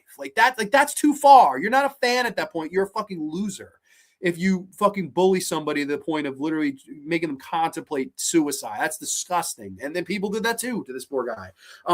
I will admit, I always thought Jar Jar Binks as a kid was fine. I never hated him. Never, ruins the whole movie for me. Just never, not for me. Never ruined the movie for me. It's bad comic relief, but it's better than some of the Marvel humor in the last 3 movies. I'll just say that. Jar Jar Binks, big elephant in the room, though. I get it, and it is an annoying character. It easily could have been cut out. Didn't really need to be in there. I hear those gripes. The best thing, one of the best things to me, is Darth Maul. Darth Maul should have been the villain of this trilogy, the villain that is in each of the movies and ultimately leads up to Anakin turning to the dark side. And that's a big thing that I think that George Lucas got wrong. And all the critiques, all the problems people have, all the knocks that they have, trade negotiations, Jar Jar Binks, Jake Lloyd is Anakin. You can throw all your stones that you want at George Lucas's mansion. He doesn't even have a glass house. That motherfucker's got a mansion, probably 8 mansions. You can throw all the stones you want. The biggest mistake George Lucas made in any Star Wars film was killing off Darth Maul. Darth Maul absolutely had it, right? We're coming off Darth Vader, which is the most infamous villain of all time. The most infamous. There's no more infamous villain than Darth Vader. You see that helmet, you see that mask, you know Darth Vader. Even if you don't like Star Wars, you know who that is. That goes to show you how important it is in Americana and pop culture. Darth Maul was different. It wasn't about the breathing. It wasn't about the voice. It wasn't about, the mask or anything like that. This was a guy that had a presence. Ray Park, the actor, not a big guy. I walked past him at conventions. Tiny ass guy, 5'9", maybe 5'10". I towered over Ray. I was like, what? That's Darth Maul, really? But he makes you believe that he's intimidating. He makes you believe that he is bad news just by looking. The design is great. The red and black face paint, the horns, the dual-sided saber, just so cool. I love everything about Darth Maul, one of the cooler cooler villains in all of Star Wars. Just really cool. And to me, the biggest mistake they made was killing him off. To me, I like Christopher Lee, but Count Dooku never should have been, never. That should be Darth Maul. You killed Qui-Gon on me. That should be Anakin's drive. You killed Qui-Gon, who believed in me and was like a father figure to me. You killed him. Now I'm coming for you, motherfucker. And then maybe in Attack of the Clones, he gets his ass kicked again. And then in Revenge of the Sith, he finally kills Darth Maul. And that's the thing that starts him off to the dark side, right? That alongside Padme and what's going on with her pregnancy, that should have been the 2 factors to take him along the way. Instead, we enter Count Dooku, who feels more like a villain of the week. And I get it, it's Christopher Lee. I have nothing but respect for Christopher Lee. He didn't have that same aura and presence as Ray Park as Darth Maul. He didn't. He really didn't. And it's nothing, again, to disrespect the legend of a Christopher Lee. It's honestly to put over a guy like Ray Park as Darth Maul. He was so good in this. And to me, a lot of the sequence in this still really hold up. That duel of fates at the end and the music from John Williams and the chorus, so good as this great saber duel and kicks and fake outs and leaps and the whole hallway of the screens and things like that. And Qui-Gon gets down to pray and kind of get the Jedi fate to him until the death. And no, how heartbreaking that is when he gets stabbed and killed and stuff. And then Obi-Wan's redemption of fighting Maul, falling into the pit. And then stupidly to me, the biggest mistake was killing him. Like it should have been Obi-Wan's left for dead, but he survives. And then like it's the next one, like, okay, I'm training Anakin. I promised Qui-Gon I train Anakin. We have to go get this menace. We got to go get Darth Maul. Like that should have been the focus moving forward. But no, Jango Fett, and Count Dooku, and fuck Kamino, and all this. Fuck. We'll get to Attack of the Clones. I like the Phantom Menace a lot, though. It's exciting. It's the last one that feels like it was organically made and has that personal touch, and it has a bit of the magic of the original trilogy in it. It's the last one to me that has that faith and that feeling of the original movie. So, in my opinion, I know this is most people's least favorite Star Wars. I completely disagree with that. I think this is the last truly great Star Wars movie. Star Wars Episode 1, The Phantom Menace, is the force is strong with this one. I think it's a really, really good movie. And it almost, at the same time, I think it stands alone. Like you almost never had to continue. Like it would have been a fine, oh, this is how it all started. And then we could just fill in the blanks from here. Like I never needed anymore. Like to me, Episode 1, it could have been it. But money talks, and we get the next one. But let's see what y'all have to say, because I just put over the most hated movie in the whole franchise. I'm so curious what y'all think. Let's see where we were. Wow, a lot of comments. Holy shit. Might be the most comments we've ever gotten for a fucking movie. Holy shit, man.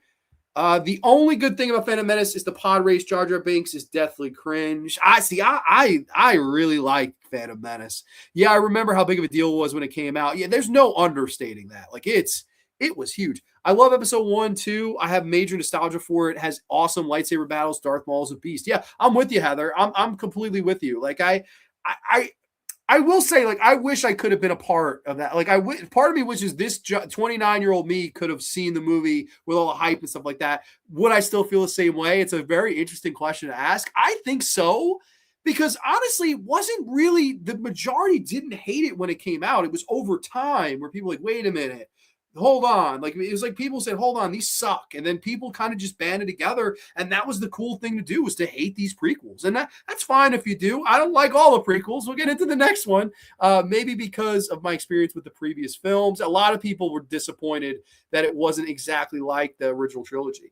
Time has been kind to the prequels. Rewatched them the past few years and liked them better than when I first saw them. I think that's a really cool way to look at it too. Yeah, I would agree with that. I think for at least two of them, time has been good. Nope, this is definitely the most hyped and talked about movie ever. It really was. It's there's no understating it. Episode 1 had me trying to move shit with my mind like 14. I was full of the Force. Well, that's awesome. The guy who played Jar Jar was about to jump off. It's the truth. It's the sad truth, but that is what happened. He told that story, and I was heartbroken when I heard that. Like that, nobody should go through that. Over playing a character in a movie, like that's just the Phantom Menace has the feeling of gladiator days. Anakin and his mother are slaves. The space race. Yeah, I love Shmi Skywalker. I think she's great, and she wants the best for her son and go with the Jedi. And will I ever see you again? He's crying, and like all that stuff is really touching. I don't hate Jake Lloyd. I really don't. Okay, are there problems with it? It does feel like there's one too many things going on in that finale.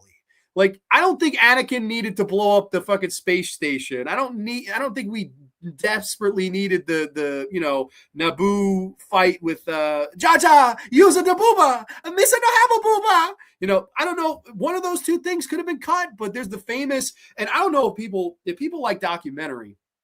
One of the best documentaries ever is George Lucas making this movie. It's almost better than the movie itself. Like him talking about the day and day out. It's as behind the scenes as you'll ever see a documentary get. Like they do a screening and he's like, I may have gone too far. There's too much shit going on at the end. And the opening night reaction, somebody had a camera in the theater when they played the Star Wars, and the pop it gets from the crowd. You can't fake that. You can't, like, that's only captured through hype like that. And I don't know, it has problems, but I think it's the next best one. Jake Lloyd had a bad reaction to the film, but I guess he overcame that. I think he's doing better now, but I know he was schizophrenic in like institutions and shit. Like he shouldn't have had to do that. It's insane how people treated Jake Lloyd. He was just a kid. I mean, come on. Yeah, I'm with that. And like, listen, I'm not going to say that it's the greatest performance ever and all people are wrong. I don't think it's a bad performance, but I think when you're ragging on a kid like that, it's wrong. It's really wrong. Like I don't like, okay. And I'm no stranger to bashing something when I think it sucks. I would not go to the length of adding the person on social, spamming their direct messages, telling them they suck, telling them they're worthless, telling them they ruined something that I love.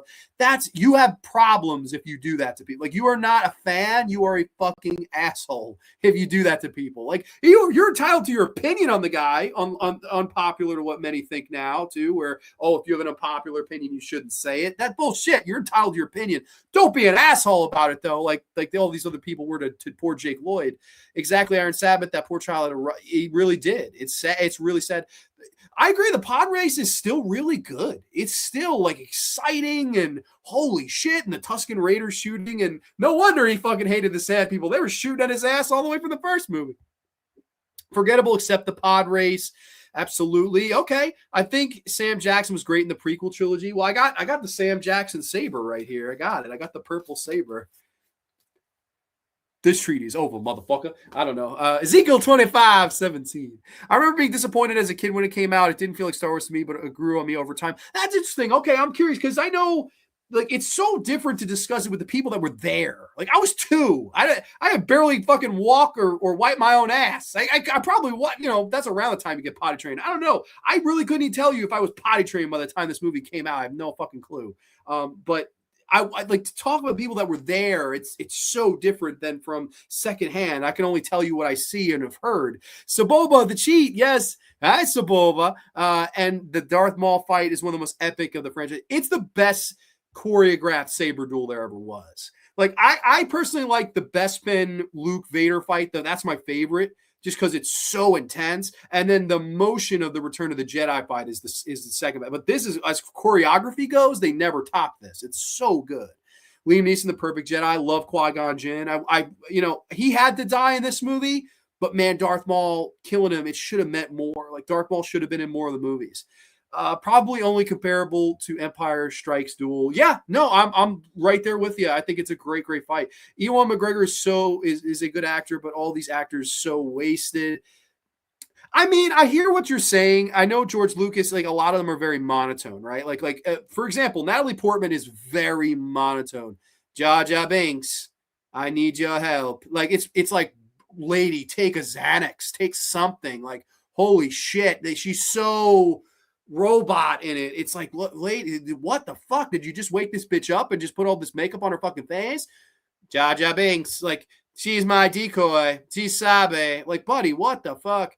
Horrible. Ewan McGregor was in Tales of the Crypt. Right, season 7. And I like that episode. I forget. I think Undead of Night was like, you like this one? I'm shamed. I was like, no. I oddly disagree with you. Jar Jar is a disaster dump, CGI, duck face speaking, basically Esperanto. Phantom is for weakest of the 6. Love Qui-Gon Jinn. Dude, you're not alone. I think most people, like, disincluding the new ones, this is forever the least liked one. But when you include the last 3, there are a couple movies there that are ranked lower by most people now. I hear that though. I could see, people hating Jar Jar Binks. I get it. I really don't doubt that. Like, I get it. I never was bothered by it like I am with some of the shit in the pre or the sequel movies, right? With the, hey, BB-8, Poe Dameron. We'll get to Poe. Poe Dameron's the worst Star Wars character by a mile. Think this Jar Jar Binks character is sort of whoa, okay, interesting. Darth Maul fight is so good. Bashu double lightsaber revealed. That's a really crazy moment. I'm not a pervert. I'm just trying to get a Turbo Man doll. Oh, Jesus. After the original 3 is where my investment in Star Wars dwindles, so I'm going to see myself out. Oh, boy. Okay, interesting. Pod Race does hold up. I don't know if you saw the Star Wars Energized commercial where Darth Vader's light speeder goes out and unscrews it. Oh, no, I'm not seeing that. That's awesome, though. Sebulba's cheating bastard. That's the only way he even keeps up. Yes. Well, George Lucas was into cars before making films, hence American Graffiti. I'll admit it, as a 10-year-old, I love Jar Jar Binks. Yeah, no, I never hated him. And I think he heard the critics. People were like, we don't want to see Jar Jar Binks. And he's barely in 2 and 3. So he heard you. He moved them out of it. What's up, Grani in chat? Revenge of the Sith is my favorite. Star Wars is probably one of my favorite movies in general. Hell yeah. Ghostface Brett's in the house. 1 through 3 get a bad rap. Not perfect, but also not as bad as some say. Yeah, I mean, I don't mind 2 of the movies. I really don't. I think 1 is really good. I think 3 is All right. And then 2, I don't like. We'll get into 2 next. It's, once I get through the comments here. How tall am I? I'm 6'1", but I just didn't expect Darth Maul to be so small. It just goes to show how ruthless the Sith are. They go through apprentices like nothing, right? Always 2 there are. No more, no less. Mark, hope everyone's having a merry Hokum. I've not seen Hokum yet, but I'm guessing you have. Anakin and Darth Vader are basically Jekyll and Hyde. Interesting. I definitely the odd couple C3PO R2D2 thing. You're onto something there. Sam Jackson's introduction to Star Wars series, motherfucker. Chorus is cringe. Sorry, Grande. See, that's crazy. I love the music in these movies. John Williams went all out. Is episode 1 the only Star Wars movie that mentions midichlorians? I don't remember it ever mentioned again. Is it? I feel like it might be mentioned in the next 2, but like I can't confirm that. I know that bothers people, the midichlorians. People hate that. Like, oh my God, how could you add that to this? Like, it doesn't, that again, another thing doesn't bother me. It just doesn't, I don't know. I think it's one of the worst. Yeah, clearly. Revenge of the Sith game, they should not have done that. I like the Revenge of the Sith game for PS2. Is that what you're talking about? I don't mind that game. Grande, I'm putting your stream in a timeout. Oh boy, we got the love machine. Mark is in the house. What's going on, Mark? Rogue One is basically explaining how Leia and the rebels received the plans to the Death Star, right? And I don't know. I never had interest. So Boba always wins. Yes. There's a rumor that Disney is going to split timeline to do Episode 7 again, and that'd be really funny if they fucked it up again. Well, I wouldn't put it past them. Anybody here ever play Rogue Squadron? That game was incredible for its time. I've not played that. I love Battlefront 2. That's a great game.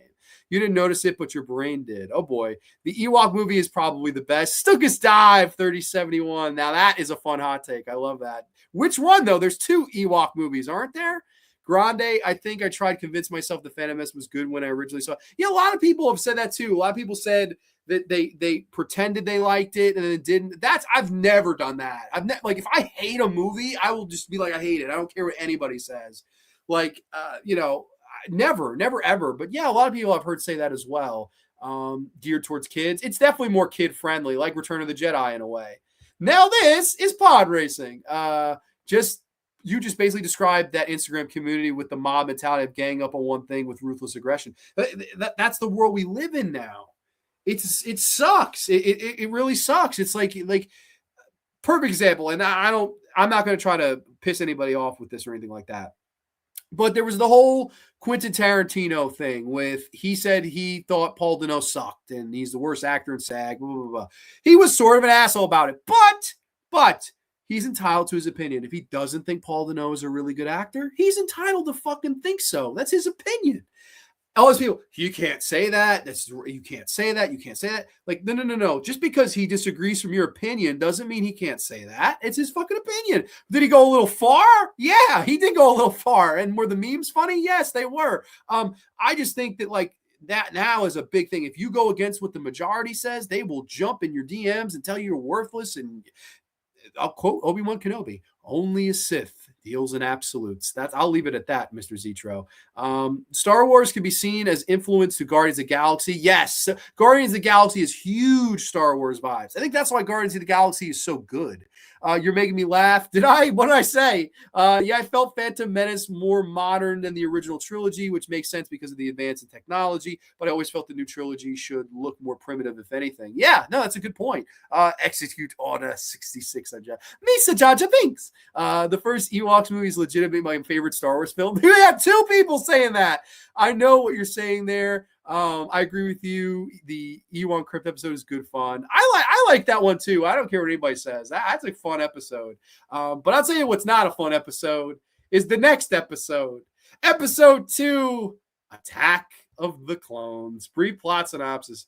10 years after initially meeting, Anakin Skywalker shares a forbidden romance with Padme Amidala, while Obi-Wan Kenobi discovers a secret clone army crafted for the Jedi. Now, all the way that people feel about episode 1, that it's the worst, I hate it, blah, blah, blah. I'm way more that way with this one. This is teeth pulling. I hate this movie. I never liked this movie. Oh man, it's so close to the bottom tier or I don't know which tier it's going to go, and we're going to have to talk it out if it's scruffy looking nerf herder or I hate you, but it's really close. I've already said I hate it, so I don't know if I'm leaning that way or not, but this is to me the one that's way more deserving of all the hate and the shit and all that, because it's really a fucking terrible movie when you look at it from top to bottom. Everything I said about 1999's The Phantom Menace is sort of missing here. Like I said, some of the characters being in suits, right? And the practical suits and things like that. That's all gone here. There's that terrible scene where Obi-Wan, hey, Dex. He goes to this fucking diner and meets this guy with 7 arms, and he's this fat CGI diner counter guy. And he's an expert on poison bounty hunter darts. And we have the bounty hunt of Padme Amidala, and it's passed down to all these lazy fucks that don't want to do it. Oh, I am the Emperor. I need to assassinate Padme Amidala, but I'm too lazy to do it. Send Dooku. Oh, but Dooku's too lazy to do it. Go send Jango. Oh, but Jango's too lazy to go do it. Send this fucking this morphing lady. Oh, but she's too lazy to do it, so go send a bunch of fucking worms to kill Padme Amidala while she's sleeping in a fucking villa. This is a horrible film. What the fuck, man?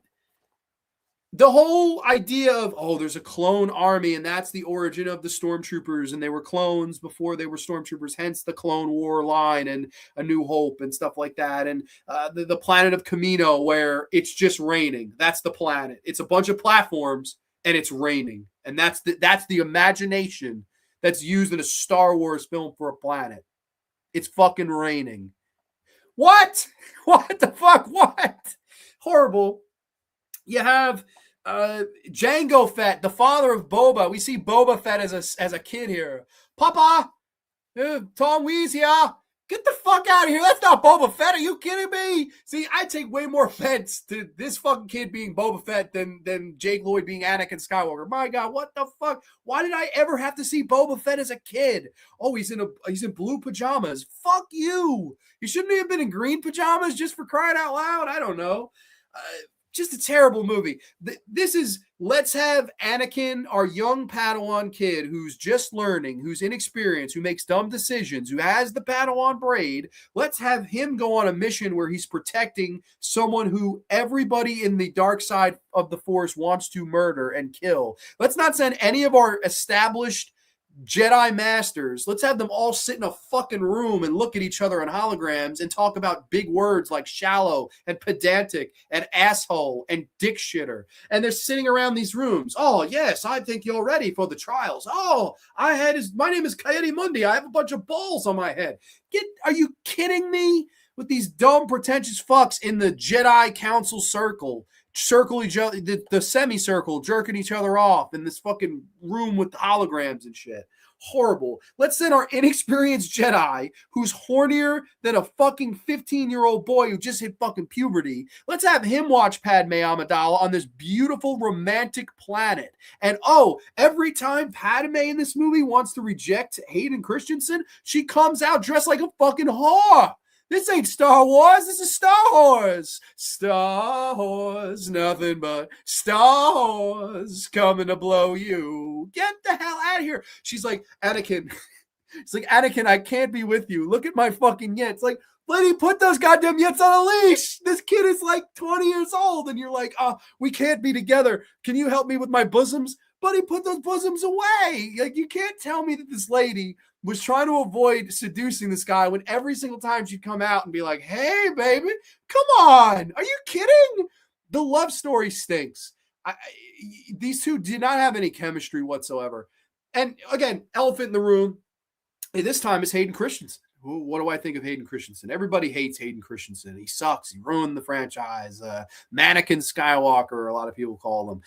I hear that. I completely hear that. And I understand why people do not like Hayden Christensen. I'm not in that opinion. I don't hate Hayden Christensen at all. He's not a problem. And I like Ewan as Obi-Wan Kenobi. He comes back here, does a good job. Probably the best thing in this movie too. But I don't think Hayden is that bad. I think the writing very much let Hayden down. There's the big scene where Hayden talks about the sand people and hates sand and it's coarse and it gets everywhere and all that stuff. You have the stuff with Shmi that the sand people killed. And, he goes on this whole rant where he's crying and he goes, I hate them. That I think is a good scene. I think he's really emotionally intense in that, and you really feel the sorrow. I thought that was good acting. I really liked his performance there. I'm not saying he's great in the rest of the movie, but I do think that that's a start. It's a start of like, okay, he's got potential. There's something here. Like, let's build on this, And I think there could have been full potential grabs there. It all kind of it meanders on. It's way too goddamn long. It all kind of leads up to this planet of Geonosis, which is just the Roman Colosseum, which again felt very much reminiscent of the previous movie with the pod race. Instead of a stadium of like a race car track, instead it's a Roman Colosseum and all these Geonosians, which are basically just bugs. They're just giant fly mosquito creatures. That's really uninspiring. You just took fucking mosquito and made it big. You have that terrible fucking CGI sequence of him and Leia running through the machinery and the assembly line. That is horrible. And then you get the whole finale where they're in the stadium and the Jedi arrive. Finally, after 2 movies, the Jedi get off their asses and do something. We finally get to see the Jedi in their prime instead of sending these errand boy that they don't believe in and think is dangerous to protect their most valuable fucking asset. This party's over. And then there's the whole CGI fest in the end. Count Dooku is revealed as the villain in this movie. Boring villain. I like Christopher Lee. It should have been Darth Maul. There's no weight to it. We are introduced to Count Dooku like so late in the movie. And there's really no heat there. It's like, okay, you're just Count Dooku. Like, that's it, right? You're old man. You could shoot Force lightning. You chopped off Anakin's arm. You cut Obi-Wan's knee. You fight Yoda in an exciting scene. That was fun. But there's no heat. Like, Darth Maul, it would have meant so much more. And again, never had to say a word. I think maybe that's what scared George. Maybe it was the fact that Darth Maul was not a guy that was getting over on his talent of speaking. It was more so the presence and the look. And I think maybe he thought that couldn't carry on through 3 movies. But to me, that was the whole beauty of it. It was that he brought such a different vibe and energy. He wasn't Darth Vader. He was something completely different, but garnered a similar amount of heat after killing Qui-Gon for Anakin. You killed Qui-Gon! It could be a scene like that, and he charges him, and then his youth and rebellious gets the better of him as he gets shocked away. There's no oomph or emotional weight to it. If Count Dooku's just been introduced 10 minutes ago, it just doesn't work. C-3PO's bumbling around in the end. His head gets put on a droid. Why? Can I quote the great Kenan Thompson? Why? Who loves art soda? It's horrible. This is a terrible film. I'm sorry. I do not like fucking Attack of the Clones at all. I can give it a couple of positives. Again, Ewan McGregor's great. He's the best thing in the movie. Man, is there an action sequence in this I really like? There really isn't. Maybe the shit with Yoda at the end where much to learn you still have, where he catches the lightning. That was pretty cool. And then when he starts jumping around like a fucking madman, that's pretty cool. I like that. There's really not many positives here. It looks okay. The movie looks okay. I don't know what. It's really close to being I hate you, or you know what? In the company that's to come, it's a scruffy looking Nerf herder. It is. It's not the worst of the bunch. It's really not.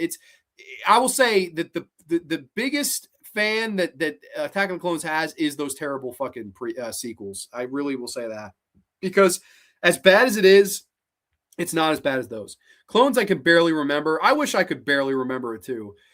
I read that the Wookiee planet in Revenge of the Sith was originally going to be used in Return of the Jedi. You're absolutely right. They were going to do Chewbacca's planet of Kashyyyk, which was the name of the planet. That was the original plan, and they scrapped it and did the Ewoks. So we get to see that there, which I thought was nice. Instead of the third movie of the original trilogy, we see it in the third movie of the prequel trilogy. I hate sand. It's coarse, and it gets everywhere. I love where he's cutting up the pear with the Force. Like, what the fuck? I don't know. That movie has problems, man. I just do not enjoy that movie. And we're married at the end. Get the fuck out of here. The acting close to call. It really is. It's fucking weak, man. It's of the prequels. It's the one where I'm like, oh, it's this one. Like, it's always my reaction to it. Hayden Christensen, I remember the first time I saw him. That's right. Night of the Living Dummy 3. And his head turns around like the Exorcist at the end. You're absolutely right. I believe something tells me I talked about that episode when I did the Goosebumps top 10. I can't remember. I know I talked about that episode on a Grande's Great, but I don't remember which one, though. I would assume that one. Yankees are fighting the evil empire May 15th. The Mets are the evil empire? Are you kidding me? Oh, Jesus, Pat. I don't know about that. We're not the evil. We're Jar Jar Binks. The Mets are Jar Jar Binks. At least the legend Christopher Lee was in the movie. Definitely not the best Sith I appreciate ever, but come on, Lee is a heart. Oh, no. Again, I respect and really like Christopher Lee, and I even like the whole he's not Darth Dooku, it's Count Dooku, which was the nod to the playing Count Dracula X amount of times, 9 times I think it was. I like that. I think he's fine. I just like, to me, you can't tell me that it wouldn't have meant more if Anakin charged the guy that killed Qui-Gon. Like, it's just, oh, you're going to pay for the Jedi you killed today, Dooku. What fucking Jedi? We barely see any Jedi die in the fucking fight of all these CGI. There's a CGI crab spider monster. That's like the end of Stephen King's It 1990. There's a fucking giant bull. Like what? And, Boba Fett sees Jango Fett beheaded, and he puts his, Jango Fett. No, this is a terrible movie to me. The 80s cartoons, original He-Man and Thundercats. Man, I'm actually really curious how that new Masters of the Universe is going to do. Like, I actually think it's going to bomb. You got to keep in mind, I'm as old school as it gets, despite being from a different generation. And I didn't grow up with Masters of the Universe. Like, people my age do not talk about Masters of the Universe. Like, I'm really curious if that movie's going to do well. I'll see it for Camilla Mendes alone. Anything to see Camilla in tight white leather, I will be there. But my goodness, I think that movie's going to bomb. I'm so curious how that's going to do. Steve Cohen is Darth Vader and Juan Soto is Jar Jar Binks. Misa Jar Jar Binks. Misa makes $67 million a year. Semicircle jerk. But it's the council of semicircle jerks. I will say, of all the things in the prequels that don't age well, it's those Jedi meetings. They're so pretentious. Like, oh, yes, I agree with Master Kenobi. That's a great idea. Why is it that none of these other guys ever do anything? They just sit there with their thumbs up their ass and talk about how much of the Force they know. They're a bunch of know-it-alls. They're a bunch of talkers, not walkers. It stinks. Citi Field is the Death Star. Well, they'll have to blow it up eventually for the casino, right? I like that The Simpsons made fun of the new Star Wars films with, I think there's a giant robot in the Senate and his bifocals come down under his eyes. It was just showing how bad they were. Yeah, no, they were made fun of a lot at the time. I don't think they're that bad. I don't, because the next one has redemption. It's crazy. 180 people, the 180 people did on Hayden. He's at a lot of fan conventions. His lines are always massive. And I think that's because the guy, he, I'm sure, dealt with it as much as Jake Lloyd did. I'm sure he dealt with it as much as Ahmad Best did. I'm sure he dealt with it too. And I from what I understand, I know there is a story where he was upset with Kevin Smith. I think Kevin Smith made fun of one of the Star Wars movies in Clerks 2. And Hayden Christensen apparently got legitimately fucking pissed. I don't know the validity of that story. I've never heard Hayden tell it. I've heard Kevin Smith tell it. I think he just embraced it because he really didn't have a career after it. I mean, does anybody remember Awake? Does anybody remember Jumper? Does anybody remember, what was it called? Losers? Something like that? I mean, I love Shattered Glass. That's the best Hayden Christensen performance, is a movie called Shattered Glass. If you've not seen that, watch that movie. He's so good in it. That's a great movie, and he's really, really good in it. I do think he had it in him. I just think that a lot of the dialogue, the direction, that's the thing that kind of let Hayden down here. I really don't think it was all him. I don't get me wrong, he could have done better. Could you have gotten someone better? I know Leonardo DiCaprio's name was batted around. Of course, Leonardo DiCaprio's the best actor alive right now. So yeah, he would have been better. But man, I don't think Hayden was as bad as people say. And I appreciate that over time he embraced it. And I think the same thing, people have embraced him. And it's nice to see. He seems like the nicest guy, the reverse Harrison Ford. I would love to meet Hayden Christensen. I think he seems like a really, really cool guy. Love Clone. Whoa, interesting. I got to read this. Sonic bombs are a hoot. Yoda fighting, Christopher Lee, Master Windu at his best. Natalie Portman is hideous. I agree. She's hideous? Yeah. Hayden was awesome. And don't torture a duckling. Mateo Avendino. That's comment of the night. Yes, I love it. I don't know if you ever saw it, but in 1979, there was a Star Wars ripoff movie called Crashed with David Hasselhoff. Oh, I've heard of it. I've never seen it, but yeah, greetings. George Lucas, a horrible writer. I can't say that. I can't say that. Considering the movie, like the world he created, I can't say that. But some of these prequels, yes. If I fell asleep pretty early on in the theater when we went to go see this one, still haven't seen it really. You're really not missing much. And I could see why you'd fall asleep. Nothing happens in this movie. Oh, hey, Dex.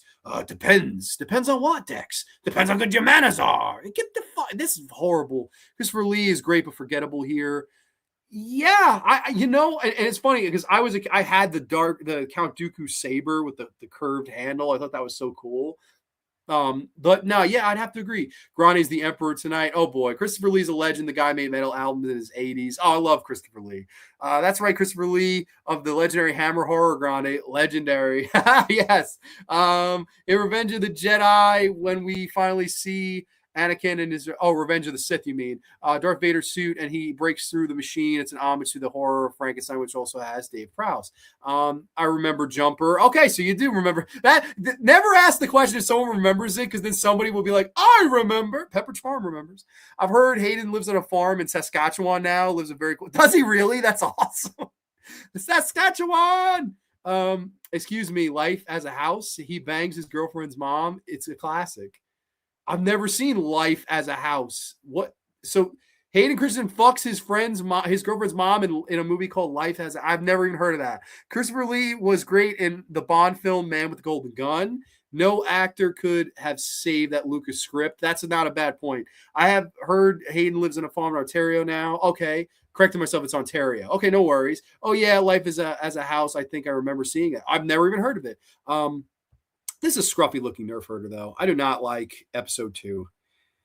Which brings us to most people's favorite of the prequels. Will I feel the same way? Not really, but I do think it has a lot more merit than the previous movie we discussed. This is Star Wars Episode 3, Revenge of the Sith. Brief plot synopsis. As the Clone Wars nears its end, Obi-Wan pursues a new threat while Anakin Skywalker is lured by Chancellor Palpatine into a sinister plot for galactic domination. Yes, Episode 3. I mean, I have an unpopular kind of look at this. And by the way, Blockbuster Video, pretty cool. I still have the sticker on that. That's how old this DVD is probably from around that time. It was a rental copy that I bought when it went out of business, right? It's like the classic. I'm trying to see if that has any yeah, it has. It's weird. It's the Blockbuster case. It has the Blockbuster, it says Blockbuster here. So that's pretty cool. But I've never been as high on this movie as most people. It's fine. It's a big rebound from Clones, and I think it's a fine ending to the trilogy. But I also think that this one has more problems than Phantom Menace does, and I also think that it's a little bit overrated. Now, I don't think it's a bad movie again, but not one of my favorites. I don't know. I mean, this is the big one where we're all been leading up to how Anakin becomes Darth Vader. How is it going to happen? What's going to happen to make it play out? And the story is Padme is pregnant, and he keeps having these terrible nightmares that she's going to die during childbirth and wants to stop it from happening. He wants to save his wife from death at childbirth, right? And the question that it asks the Anakin character is, how far will you go to save the woman that you love? How far will you go? Will you turn your back on your colleagues? Will you turn your back on younglings? Will you turn your back on your best friend and mentor, Obi-Wan Kenobi? What will you do in order to keep the thing that you love alive? And I like that story, and it's told very well. And I think Hayden is much better here than he is in the previous movie. Hayden's very good in this movie, in my opinion. I know it's unpopular, but I think he's very good in the movie. I like Hayden Christensen in it. Does it still have some cringe dialogue? Absolutely. The love story between the two of them, again, doesn't work. She's brushing her hair. I love you. Oh, well, it's only because I'm so in love with you. Like, my God, I don't know who wrote that, but they should have been given a 3 to 5 year sentence. That's terrible. And it's delivered so awkwardly. It's so insincere. It's like, no, I love you. No, I love you. And even me just here off the cuff, there's more sincerity in that phoniness than there is in this fucking movie where we had people actually trying. That stuff is bad, but the whole beginning, it doesn't work. They crash this base, they counter Count Dooku again, and Obi-Wan gets knocked out. Anakin beats him this time, cuts off his hands and kill him now. He decapitates Count Dooku, and you don't feel anything. It's such a flat kill because, again, Dooku didn't have the heat that Maul did. Like, that should have been Darth Maul. And then Maul looks, you motherfucker, I've been your guy for all these movies. How could you do this? And then betrayal, and that's the thing to show that Anakin has the evil in him. That should have been the first domino to fall and the proverbial effect to turn him evil. And then I also think this is an unpopular opinion probably. The thing that made him turn should have been her dying before any of the rest of the movie plays out. Like, she should have died, I think.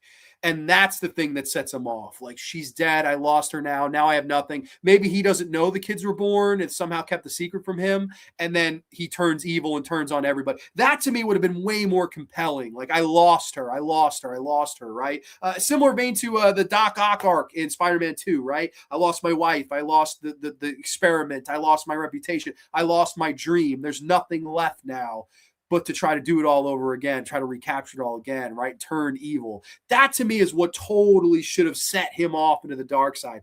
And they don't really do that here. Instead, we're hinted at it there. We do get a great scene. Probably my favorite scene in the movie is between Ian McDiarmid and Hayden Christensen. And they're sitting down in one of these shows, and he tells them the story of Darth Plagueis the Wise. I love the way McDiarmid tells that story.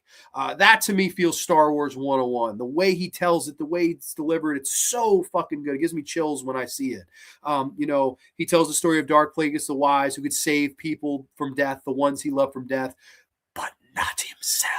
Right, that classic line. He could save the ones he loved from death, but not himself. And is it possible to learn this power? Not from a Jedi. And another kind of reel him in. Like, you'll never save her if you stay on this path. You have to come with me and join the Sith. Like, I love how those seeds are planted, and it's really well done. And then we get to a point in this movie that people are going to think I'm nuts. I think there's a little too much action in this movie. I know it's weird. It's odd to say. It feels weird saying. I'm sure it's even weirder to hear or heard. I'm sure people just disliked the video. I can hear that if you do. Totally understandable. I do think there's a little too much. Like, it's not enough to have super battle droids beaten by lightsabers. R2-D2's got to blow up one of the fucking battle droids in this. That happens in this. There's 1,000,001 lightsaber fights in it. I think there's a little too much of it. The General Grievous, did he really need to be in there? Like, I like the gimmick. I kill Jedi and take their weapons, and I have 4 arms, and how can you combat this? I get that. But again, he's introduced at the beginning of the movie. He's dead before, like, the middle of the movie. Like, it's not really that intimidating of a villain, and it feels very villain of the week. And despite being in a film, it just doesn't, the General Grievous thing, and, we'll bring back the breathing, but he's coughing, right? He has emphysema, I guess. I don't know. And he's trained in the Jedi art somehow, despite being mostly droid. I don't know. The General Grievous character never did it for me. But I will say it does the big things right, this movie. Like when Anakin, kills Mace Windu and they throw him out the window. Power! And that's the moment where he turns and says, all right, I'll do anything you say to save the love of my life. I do think it's a little quick. It's a little... all right, now I'm with you. Yes, my master, whatever, but execute order 66, right? And then that whole sequence, how that plays out in the music they play, that really soft orchestral score, I like that a lot. That's really good. And Coyote Money, come on! He turns around, they kill his ass. I get the one guy in the ship, Kit Fisto, like all the troopers turning on the Jedi. I thought all that stuff was really holy shit when you saw it, right? When you see all these Jedi getting slaughtered. The Master Skywalker, there's too many of them. What are we going to do? It kills them, motherfuckers. But the first time I saw it, I was like, oh my goodness.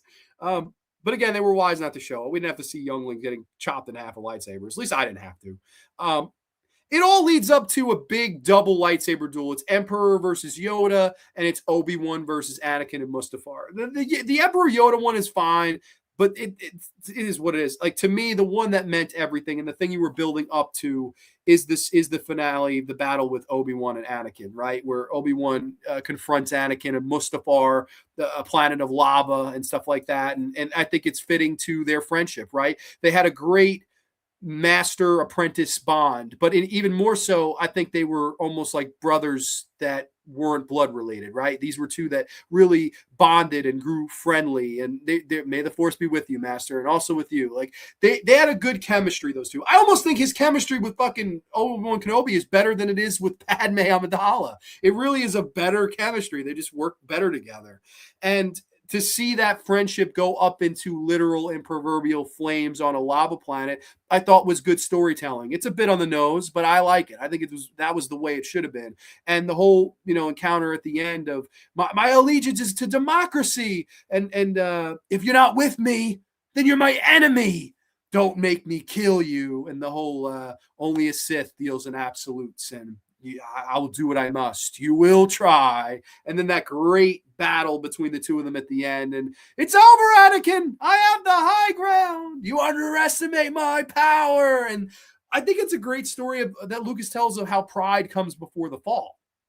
Here is Anakin, unstoppable, indestructible. His eyes have turned yellow. If you look closely, his eyes are yellow at the end. He's not human anymore. It's like he's turned into a monster. And there's no stopping him. He's killed all the Jedi. He's gotten them all out of the way. It's his new empire. And it's the pride he has in himself. I'm going to try the stupid rookie thing that I know is the wrong thing to do, but I'm going to do it anyway because I'm indestructible. I'm untouchable. I am everything and then some. And then that's ultimately the pride that comes before his fall, being chopped up. And you were supposed to destroy the Sith, not join them. And I hate you. That stuff is great. It's so good. Like, I wish that was the whole movie almost, because the rest of it, it's kind of clunky in spots.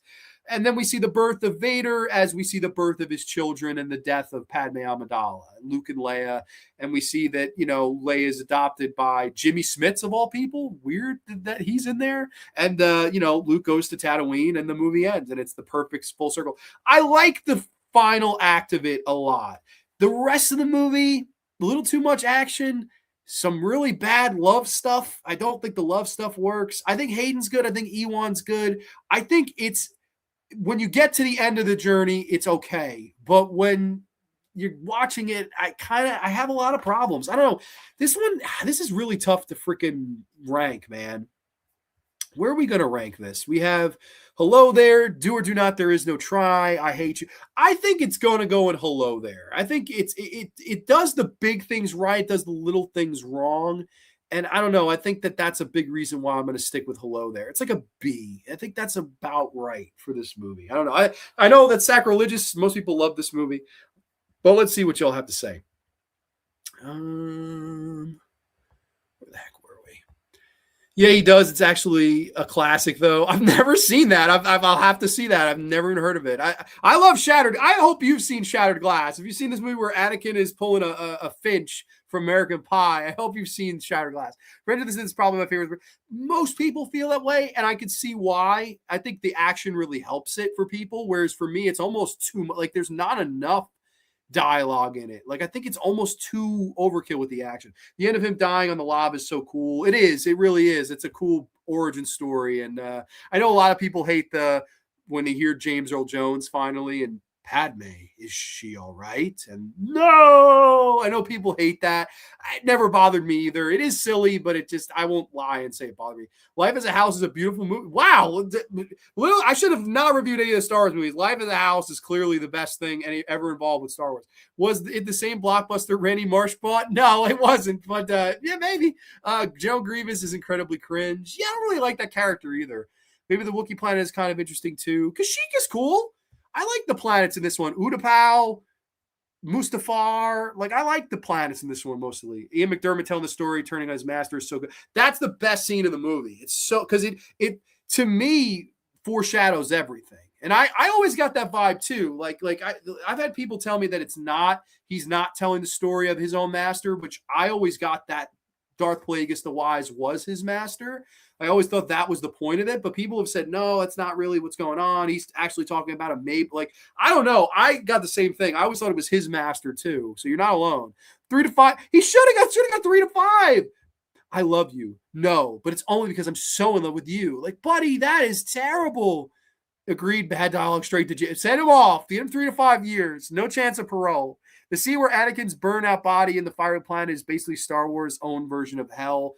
That's a good, yeah, for sure. Not gonna lie, when I saw the epic showdown, episode 3 between Anakin and Obi-Wan in the theater, I thought it was pretty damn gripping. Ewan McGregor is excellent. He's great because it's one of the few times where he gets emotional. He's emotional, like, no, like, you were supposed to be the chosen one. Like, you're not supposed to be with them. You're supposed to be against them. Like, I love his like emotion, and it's really good. Order 66, my favorite scene in the entire saga. Best of the prequels, the scene of Vader like Frankenstein monster at the end, maybe the worst of the saga. Right? Yeah, it is like Frankenstein's monster. That being said, the part when he has his helmet on and he finds out Padme died, he sounded exactly like Darth Helmet when he got upset. Yogurt! I hate yogurt! I could see your Schwartz is as big as mine. You know, Grande Star Wars could all be set in a gas station trying to think of something cringe, and people would go see it because Star Wars has built enough of an audience. Sure, you could have Star Wars, it's Darth Vader taking a shit for 2 hours. They will be lined up around the block because it's called Star Wars, and that's as simple as it gets.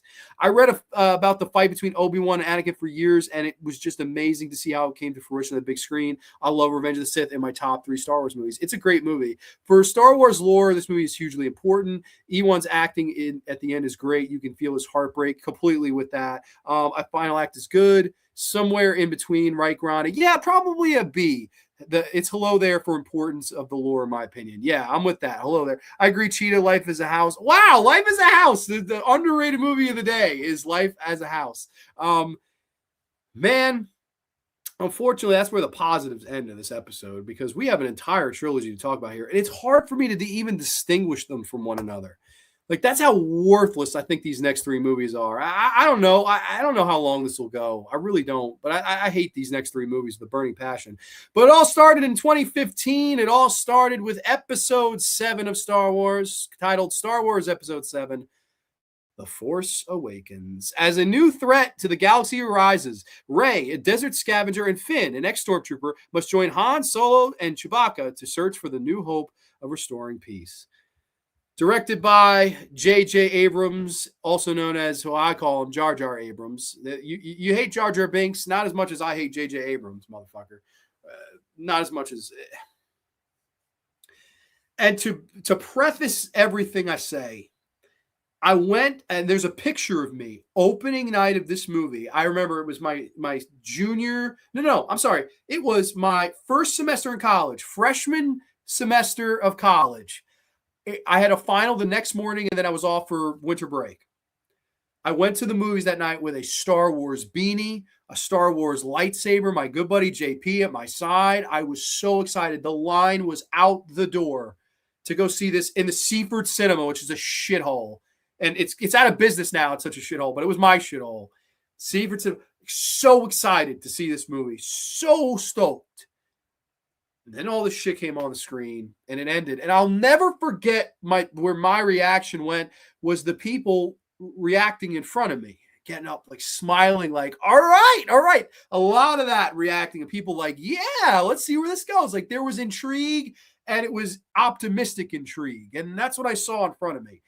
Good for those people. Happy on those people. I hope the next 2 episodes lived up to their hype and their expectations and intrigues and whatever. But this is close to, if not the worst of the bunch. I don't know if it's this one or the next one or the one after that. I don't know which one is the worst of these 3, but they're all fucking terrible. I mean, this is, to me, everything that a modern day movie would make Star Wars. And of course, you have to talk about George selling the rights. George Lucas owned Star Wars outright, owned the thing, and decided to sell it to the global conglomerate of Kathleen Kennedy and Disney and all these idiots that were going to milk it dry. He got a $4 billion paycheck and he went home. And with these 3 movies, if you just count these 3 movies, not the Disney stuff that's all, Mandalorian or Ahsoka or, Andor or The Acolyte, all these bad Star Wars shows that they've done. Although The Mandalorian's good. The rest of the ones I mentioned, maybe not so much.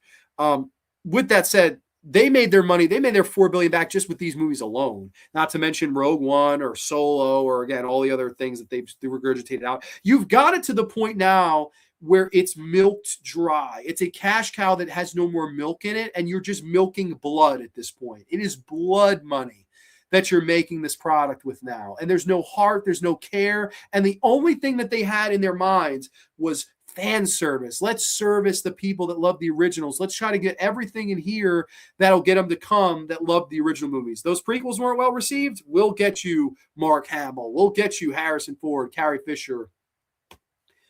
And that to me doesn't make a good film. Like, your film fucking sucks. You're right off the bat, your protagonist of the trilogy sucks. Daisy Ridley is Rey.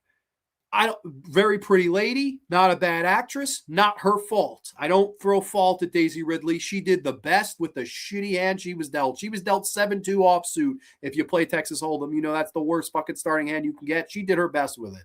She spiked the 7 on the turn. I don't know. She's Rey, and she is not from Tatooine. She's from another planet that's exactly the same as Tatooine, but they call it something else. It starts with a J. I forget the fucking name. I don't remember the name of the shitty planet. It's basically Tatooine. It might as well Jafar, something like that. I don't remember. She's has no parents. I'm no one. I steal things. She's one of the bad protagonists to me that has no fucking vulnerability to her. And everything she does, she's automatically great at. And what do I mean by that? Rey, I will not have my hand be held by somebody. I'm better than that. I am woman, hear me roar. I hop in the Millennium Falcon that I just found in a junkyard. I can fly it better than Han Solo. I just heard about the Jedi. I just heard about the Force. I just heard about what it means to be a fucking Jedi Knight Master, and I'm better than any Jedi Knight or Master has ever been before me, despite never having fucking training and only hearing about what the fuck the Force was about an hour ago. But I'm a Jedi Master, motherfucker. This is a problem. It's a big problem because your lead protagonists have to have somewhere to grow from. Hence, your farm boy in Luke. Hence, your slave boy in Anakin Skywalker, right? You had to have moments for them to build and ultimately grow in order to get to the arc of their character. This bitch is a professional at every single thing she does when she starts it. What is there an arc? Where's their vulnerability? Luke got his hand chopped off. What? Anakin got his hand chopped off. What? They both got their asses kicked. They both had to eat defeat until they could become the Jedi Knight and overcome the big bad villain at the end, whether it be a Darth Vader, whether it be a Count Dooku, whether it be whatever. They had to overcome it. This lady don't have to overcome anything. She's perfect. She has no flaws. Even fucking Superman has a kryptonite. This bitch, I think you could stab her in the heart with kryptonite, set her on fire, and throw her off a fucking 40-story building into a bunch of rocks, and she'd find a way to survive it because she's Rey, and you're not. And Rey would kick my ass with her fucking pinky nail because she's got more strength and personality or pinky nail than I do in my entire body.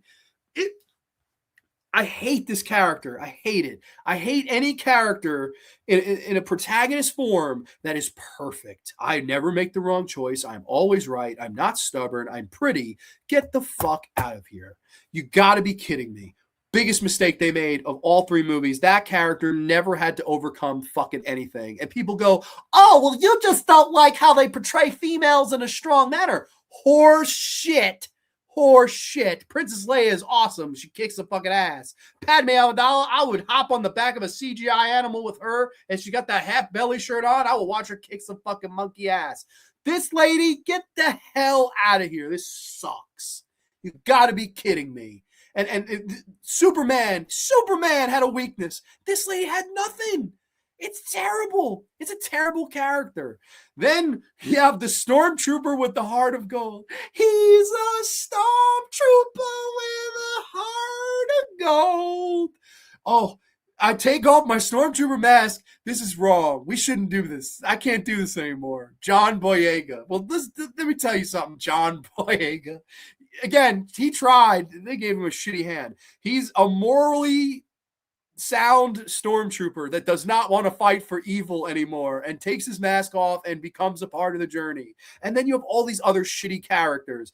Poe Dameron is the worst character in the history of this fucking franchise. Let me tell you, this is Poe Dameron's character. I'm going to tell you Poe Dameron's character right now. Hey, BB-8. Hey, buddy. How's good to see you. That's it. That's all this guy has. That's all this guy has. It's all he does.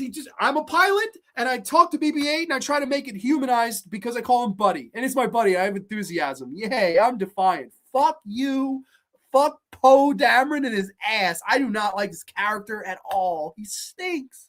He stinks. What is there to like about Poe Dameron? He's terrible.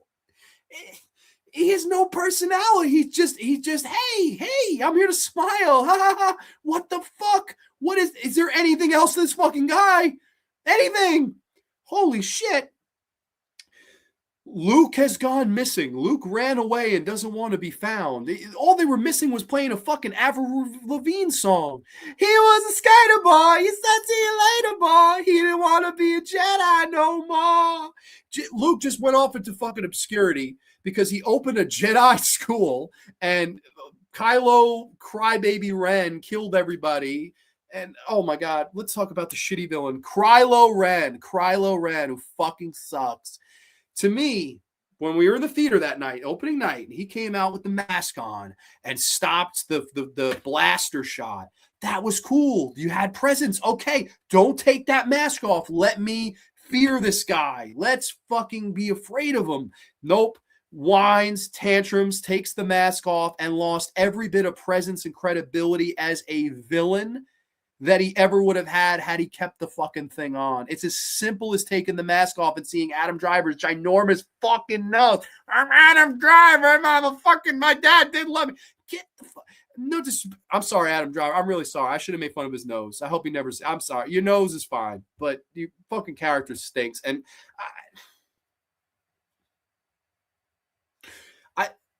it's just amazing. Like, how could they think this guy would be a good villain? All it is I whine, I destroy things, and I get my ass kicked at the end by this lady who just heard about the Force today. Yet you've been training your whole big nose fucking life. Come on. Are you serious? It's just silly, man. It's just silly. I hate all the new characters. Han Solo is back, and it's very whatever. He's basically just there to die. Ben, I love you. Come home, son. Give me a hug, buddy. Gets stabbed and thrown away into the garbage chute like he's fucking Veruca Salt. Veruca, sweetheart, Daddy's coming. The furnace. You know, that's a better movie than this, my lord. I'd rather watch Mr. Salt dive into fucking furnace for Veruca. He's there. It's just clearly spoon. Like, here he is. There he is. Oh, remember you want Leia? Here's Leia. I don't know. This movie is too reminiscent of other Star Wars movies too. Like, there is the whole Death Star thing at the end.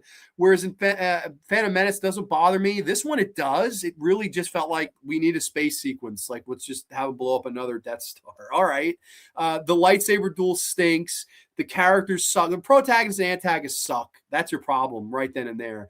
And then, it all is this big lead up to we fucking found Luke's lightsaber. I don't know where this Maz Kanata, where did you find the lightsaber? Oh, I have Luke Skywalker's lightsaber. It's right in my trunk here. Where did you find that, bitch? Where? Was it up your ass? Where was this lightsaber? Where were you holding it? Where were you keeping it warm all this time? Was it up your fucking asshole? Was it in your rectum? Was it like Jigsaw hiding the tapes in the Saw movies? I want to play a game. You have to open up my rectum if you want to hear the next tape. Like, was that where his lightsaber was? Was it in Jigsaw's rectum? I just don't. I just have it. Here it is. Okay. All right. Thanks, Jar Jar Abrams. You fucking idiot. And then the whole thing, bad finale. No intensity, no balls, no oomph, no emotion. And then we found Luke Skywalker. R2D2 had the plans where Luke is, and we go to the planet at the end, and the movie ends where Daisy Ridley goes up to Luke Skywalker and fucking just goes like this, like take the fucking lightsaber and you do it. I can't do it. You don't need anybody's help. You don't need anybody's help. You could just enslave everybody because you're invulnerable.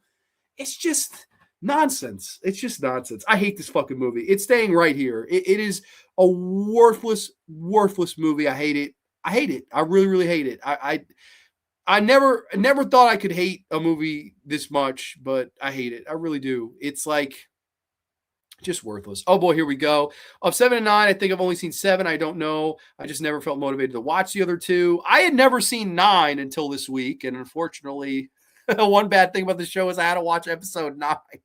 I was surprised to see Han Solo dying in Force Awakens. Oh, see, I went into that theater being like, he's dead. Because he had always said he wanted to kill the character off and he wanted to die in Empire and he didn't. And that's when I was like, okay, if they're getting him back, he's going to die. And like, okay, his son killed him. Yay, big fucking whoop. I've only seen each of the Disney sequels once. I think I blocked them out because I can't tell you shit about the movies. Well, there's nothing to tell. They're worthless. Like your hero and your villain stink. Why would I want to watch any of the rest of them?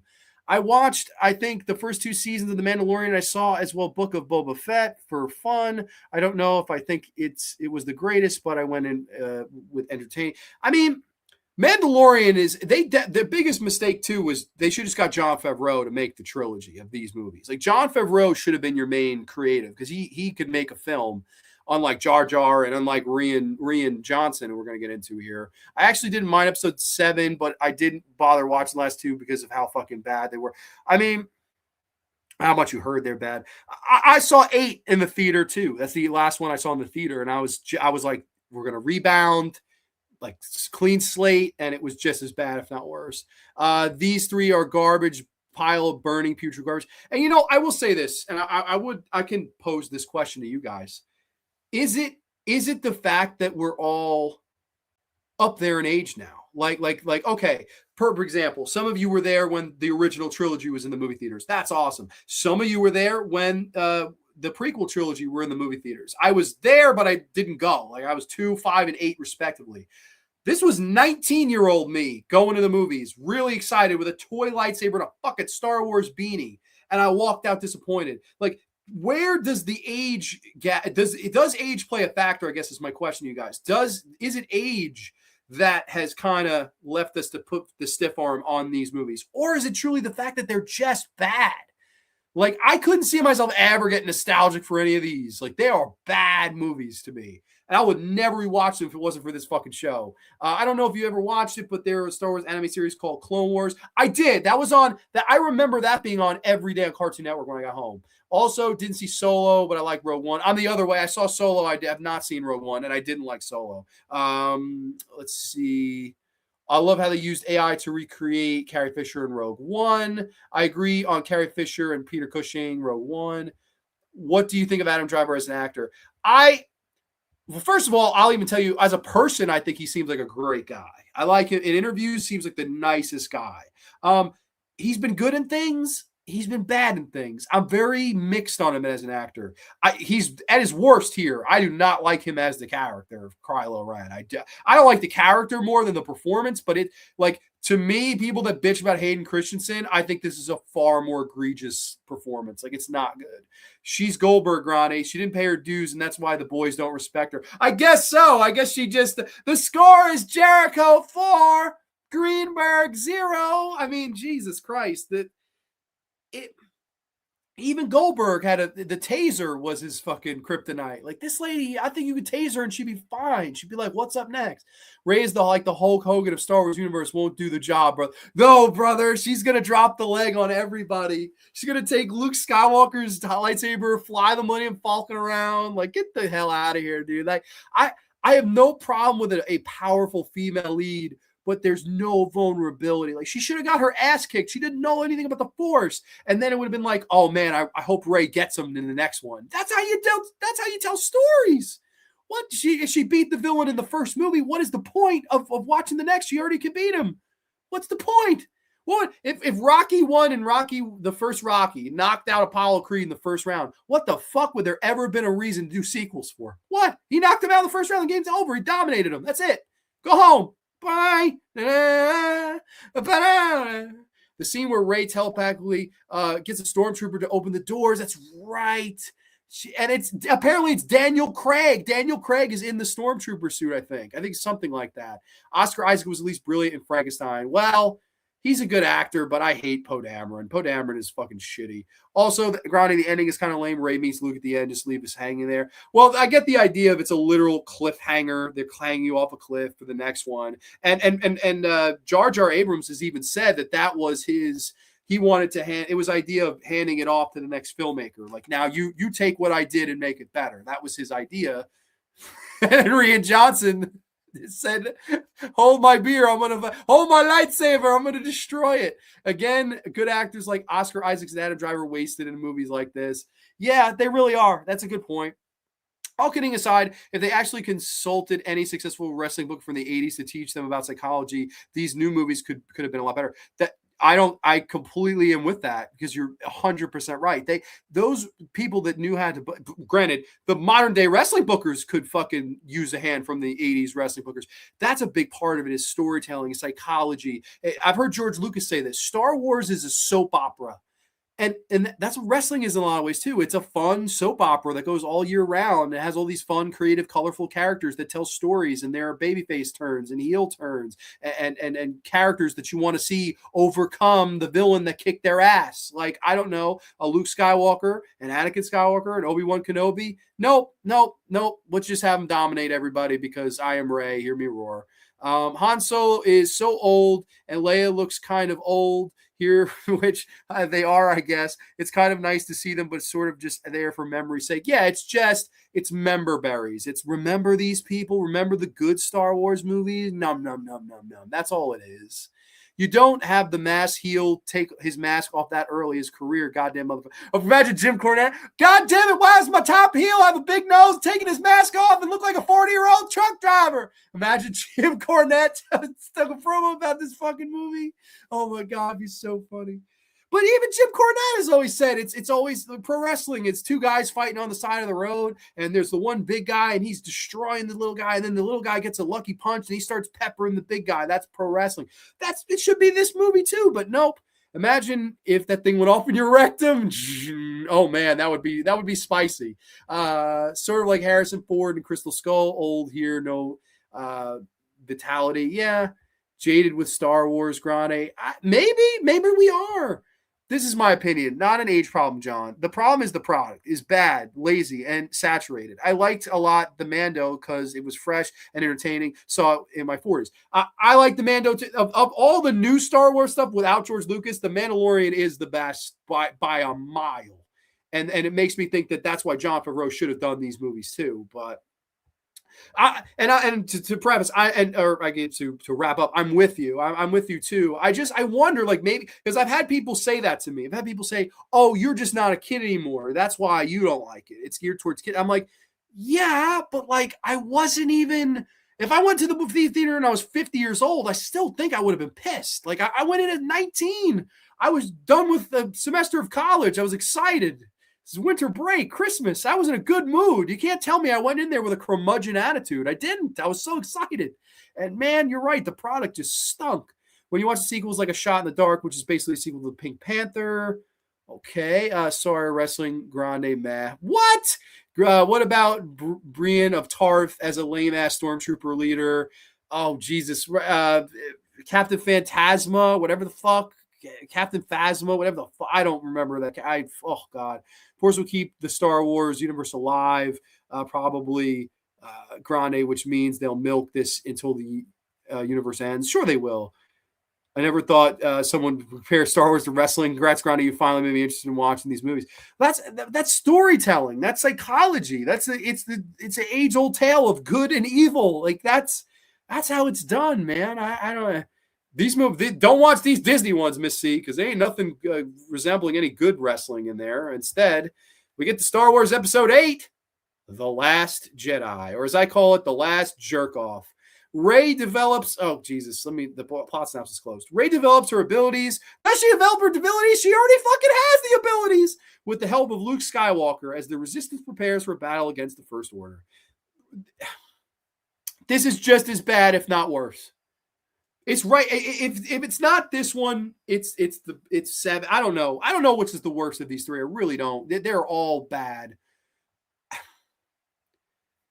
Rian Johnson took the slate of this movie and said, I'm going to make the anti-Star Wars movie. I'm going to do everything they want and do the opposite. I'm going to take everything they've handed over to me, including the lightsaber, and I'm going to throw it over my shoulder, which is what happens in the opening, right? Luke takes the saber, the cliffhanger ending. He throws it off the cliff behind him. And Luke Skywalker character in this has now become a curmudgeon old man who has run away from the fight, who has run away from what went wrong in his academy, and he was conflicted on almost killed Han Solo's son, and thus turned him evil, and everybody died at his cost, and Luke decided to run away like a bitch. That my biggest problem with this movie is, how do you do that to Luke Skywalker? How do you do that to Luke Skywalker? His character, his arc is the reason I love the original trilogy so much. It's the, again, small farm boy that's bratty that grows into the Jedi Knight, the Jedi Master that finally gets his own father to see the light. And that's the beauty of his growth. You're telling me 30 years later he regressed? And I'm not saying that regression in a person or character doesn't happen. I'm not trying to say that these things don't happen. I get it. I completely understand if people want to argue, well, people regress. I hear that. I'm not saying they don't. But this is not Luke Skywalker. It's not. No matter how you want to argue it or how you want to say, oh, he went through this, and this, and that's why. No, there's no defense for it. There's no argument for it. This is not the Luke Skywalker that we grew up loving and knowing. It's not. It's a shell. Now he's on this island drinking titty milk. Now he's on this island and I won't go back. I won't do it. I can't save him. That's a big thing he says. I can't save him. I can't save him. Motherfucker, you were the one that looked your own daddy in the eye.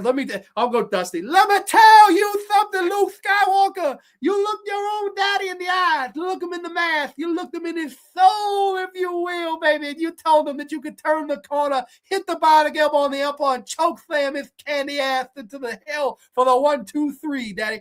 That's Luke Skywalker, the faith and the absolute denial that I am a Jedi like my father before me. I won't do it. You might have got him to change. You might have gotten him to turn, but I'm not like that. I'm like the good guy, the Anakin, the Jedi, the father before me. That's who I am. And that's the brilliance of Luke. He wouldn't turn. He wouldn't give up on his father, but he'll give up on his fucking nephew? Giving up on this fucking guy. I'm running away. I'm going to run away where nobody can find me. I'm going to drink titty milk until I die. I'm going to become one with the Force. Home. Are you kidding me? That's what you did to Luke Skywalker? He's sitting on a fucking rock for 32 years? Really? And, oh, well, you just don't get it. Luke has a confliction. No, I got it. I perfectly fucking understood it. It's just bad. No defense for it. There isn't. He has to train Rey, despite she's a better Jedi than anybody in the history of fucking Jedi.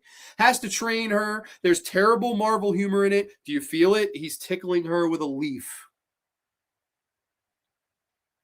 Really? Really? Like what? I just don't get it, man. I know it's horrible. He trains her to be a Jedi. He's a coward. He won't go back. He won't do it. The rest of the subplots of this movie are all horrible and forgettable. There's one where we're running out of gas. Our ship is running out of gas. And, oh, guess who's here? Poe Dameron. Hey, BB-8. Hey, buddy. Poe Dameron's here. Laura Dern is there with a bad purple wig on, and they're arguing, and they're arguing, and they're arguing, and they're arguing, and they're arguing, and they're arguing. And they're arguing. And they're arguing. That's all they do. It's just a bunch of people yelling at each other on a fucking ship that they're running out of gas and they're arguing. That's one of the subplots of this movie. And the other subplot is the stormtrooper with the heart of gold decides it makes a friend with this one lady, and they're running around casinos, and they're trying to find a code breaker, and they're trying to find Benicio del Toro, and they're looking for this, and they're looking for that, and it's an entire movie of side quests where nothing fucking happens. It's a bunch of people running in circles until we get to the finale. Luke comes back. Oh my God, Luke is here. Leia, I can't save him. But you're a pussy, my guy. You saved the fucking Darth Vader. You saved Darth Vader, but you can't save this big-nosed fuck. And, oh, Luke is just there as a diversion. He force projected himself onto this fucking battle. They shoot at him. He evaporates, and he dies as he becomes one with the Force. That's how Luke Skywalker dies. He died as a diversion so these dumbass fucks could get to a ship that had gas in it and fly away into a galaxy far, far away from me. That's it. That's all this movie is. This is the only Star Wars movie where there's not a lightsaber duel. There's no lightsaber duel in it. There's not a single moment in this movie where a lightsaber clashes with another. Not one. That was Rian Johnson's brilliant idea. I'll work Star Wars backwards. I know better. I'll give him a Star Wars movie with no Star Wars fucking lightsaber fights because I am holier than thou. And the whole point, the whole cocksucking, mother bleeping point of this movie is that anybody can be a Jedi. Luke is the last Jedi, but anybody could be a Jedi. You could be a Jedi. I could be a Jedi. That fucking dumbass kid on the corner on a little bicycle, he could be a Jedi.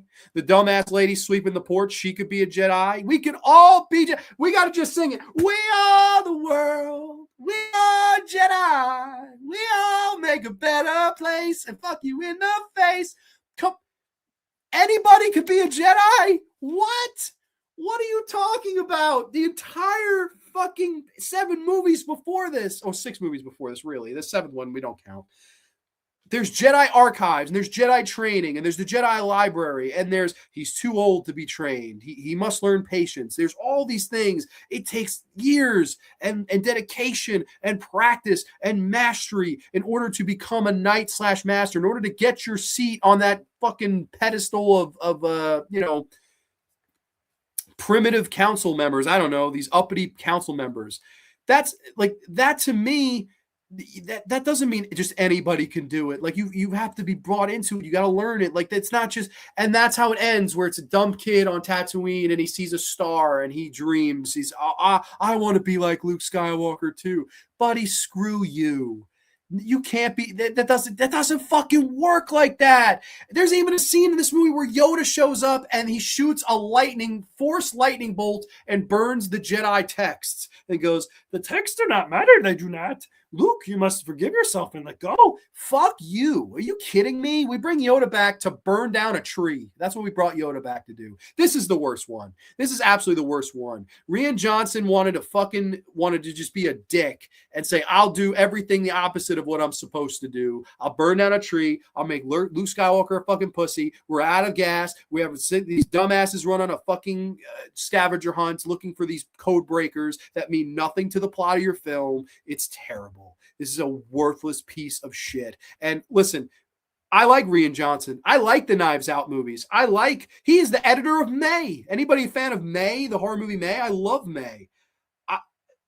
I love a lot of things Rian Johnson was involved with. This is just a purposeful, I have the money, I have the say, I have the right. I'm going to make a bad fan fiction film that only I would like, as opposed to appeasing the audience. Instead, he just made an anti-Star Wars film. And I know some people love it for that. Oh, it's not like anything else, though. You don't understand. No, I understand. It's not like anything else because the other Star Wars movies are actually good for the most part. This one is a bunch of monkey shit.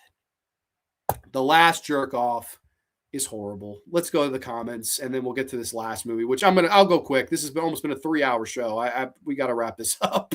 Not a fan of science fiction. Yeah, Grande, it's now Hollywood Ray. Hollywood Ray!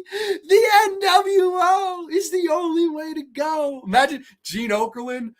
The first thing you got to do is tell these people to shut the hell up if they got to hear what I got to say. Luke Skywalker deserved better than The Last Jedi. That's all I remember. Yeah, it's the truth. And even Mark Hamill felt that way. Like, even he was like, I don't know about this. Like, and it was a big mistake. And it's proof that you could shit on George Lucas all you want for those prequels. If you think the prequels are worse movies than this, that's fine. That motherfucker had a plan. That motherfucker had an end goal, a direction from one movie to the other. This truly was, we will make this up as we go because we got their money. And I hate that. I hate that business is done that way, but that's how business is done. And it sucks. Now it's WCW Brooking Brother, Creative Control. Yes. I got to go. Unfortunately, have a great, safe night, everybody. Stay black, Grande. Okay. Mark, thank you, buddy. Have a good one. It's amazing how you get the return of many iconic characters like Yoda, The Last Jedi, and Lando, and Palpatine, and Rise. And I was surprised because he didn't die in Return of the Jedi. Or didn't he die? Yeah, Palpatine died in Return of the Jedi, yet he's back, and they don't explain how. We'll get to that. The last one, we're going to go quick on the last one. I don't even want to talk about that. Good night, Mark. I get what you're saying, even though I've never seen the film. Yeah, I'm sure you would agree agree. Dusty Rhodes should have cut a promo on Luke.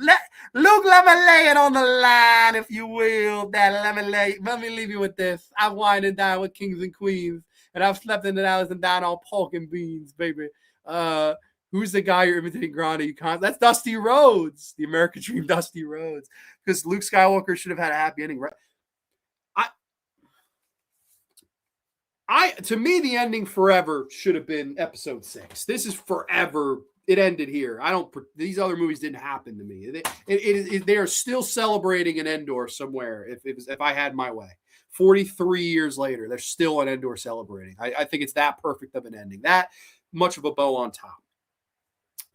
I'm not saying that Luke Skywalker needed a happy ending. Maybe if this movie did things differently and you really, wanted to make Luke look like the old Luke, he goes, I'm going to save you. I'm going to save you. I'm going to save you. And he doesn't go against, he sticks to his guns, basically. I'm Luke Skywalker. I stuck to my guns, and maybe Kylo kills him.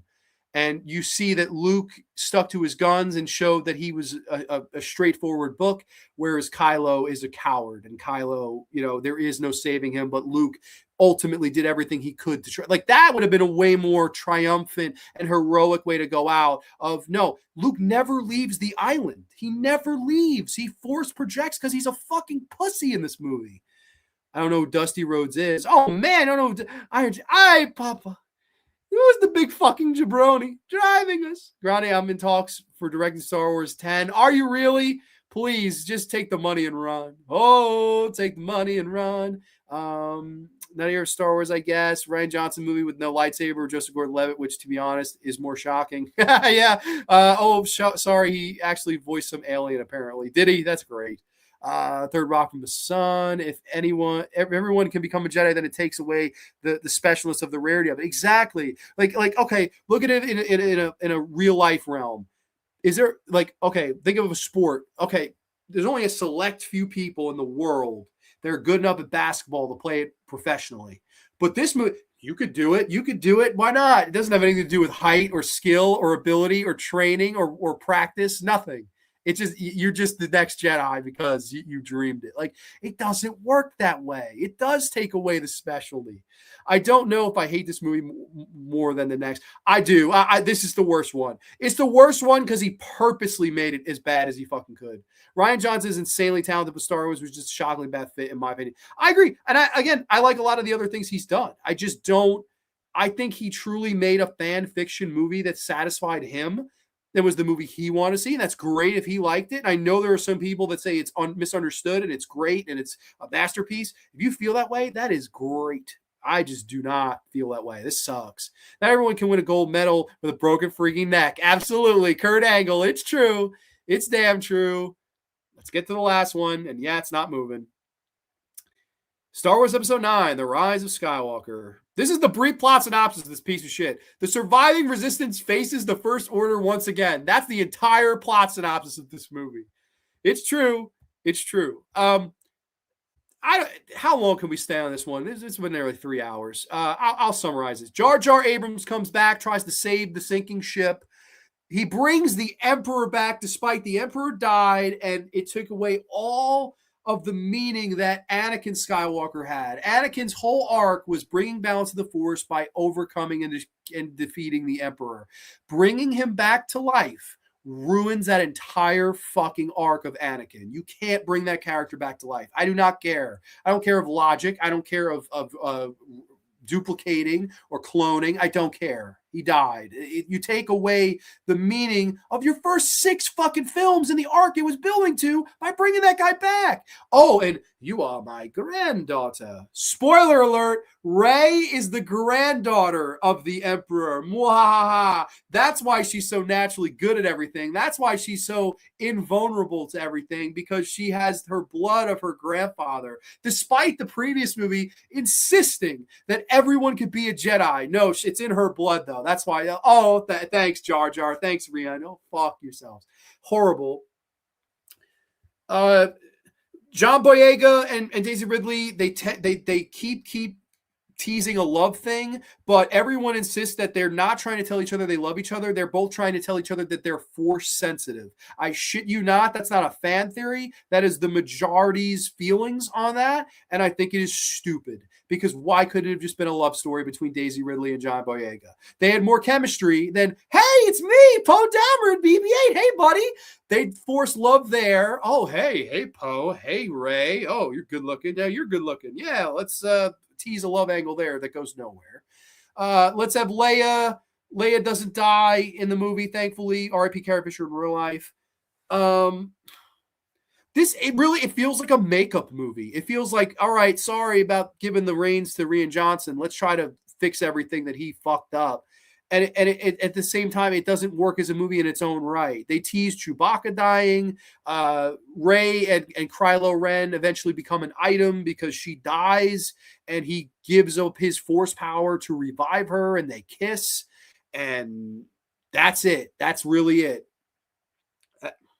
There's nothing to it. It's one of the most vanilla. It's the most vanilla of the bunch. There's really nothing to it. It's like, to me, a third film should have a grandeur, like Return of the Jedi, like Revenge of the Sith. There's no grandeur to this movie. It really feels like just a filler when it's the last of your trilogy. It's really, really bad. I don't know. There's really not much to say. It's really the most vanilla of the bunch. I just don't. There's nothing to this fucking movie. It really isn't. Like, I finally watched it for the first time ever this week.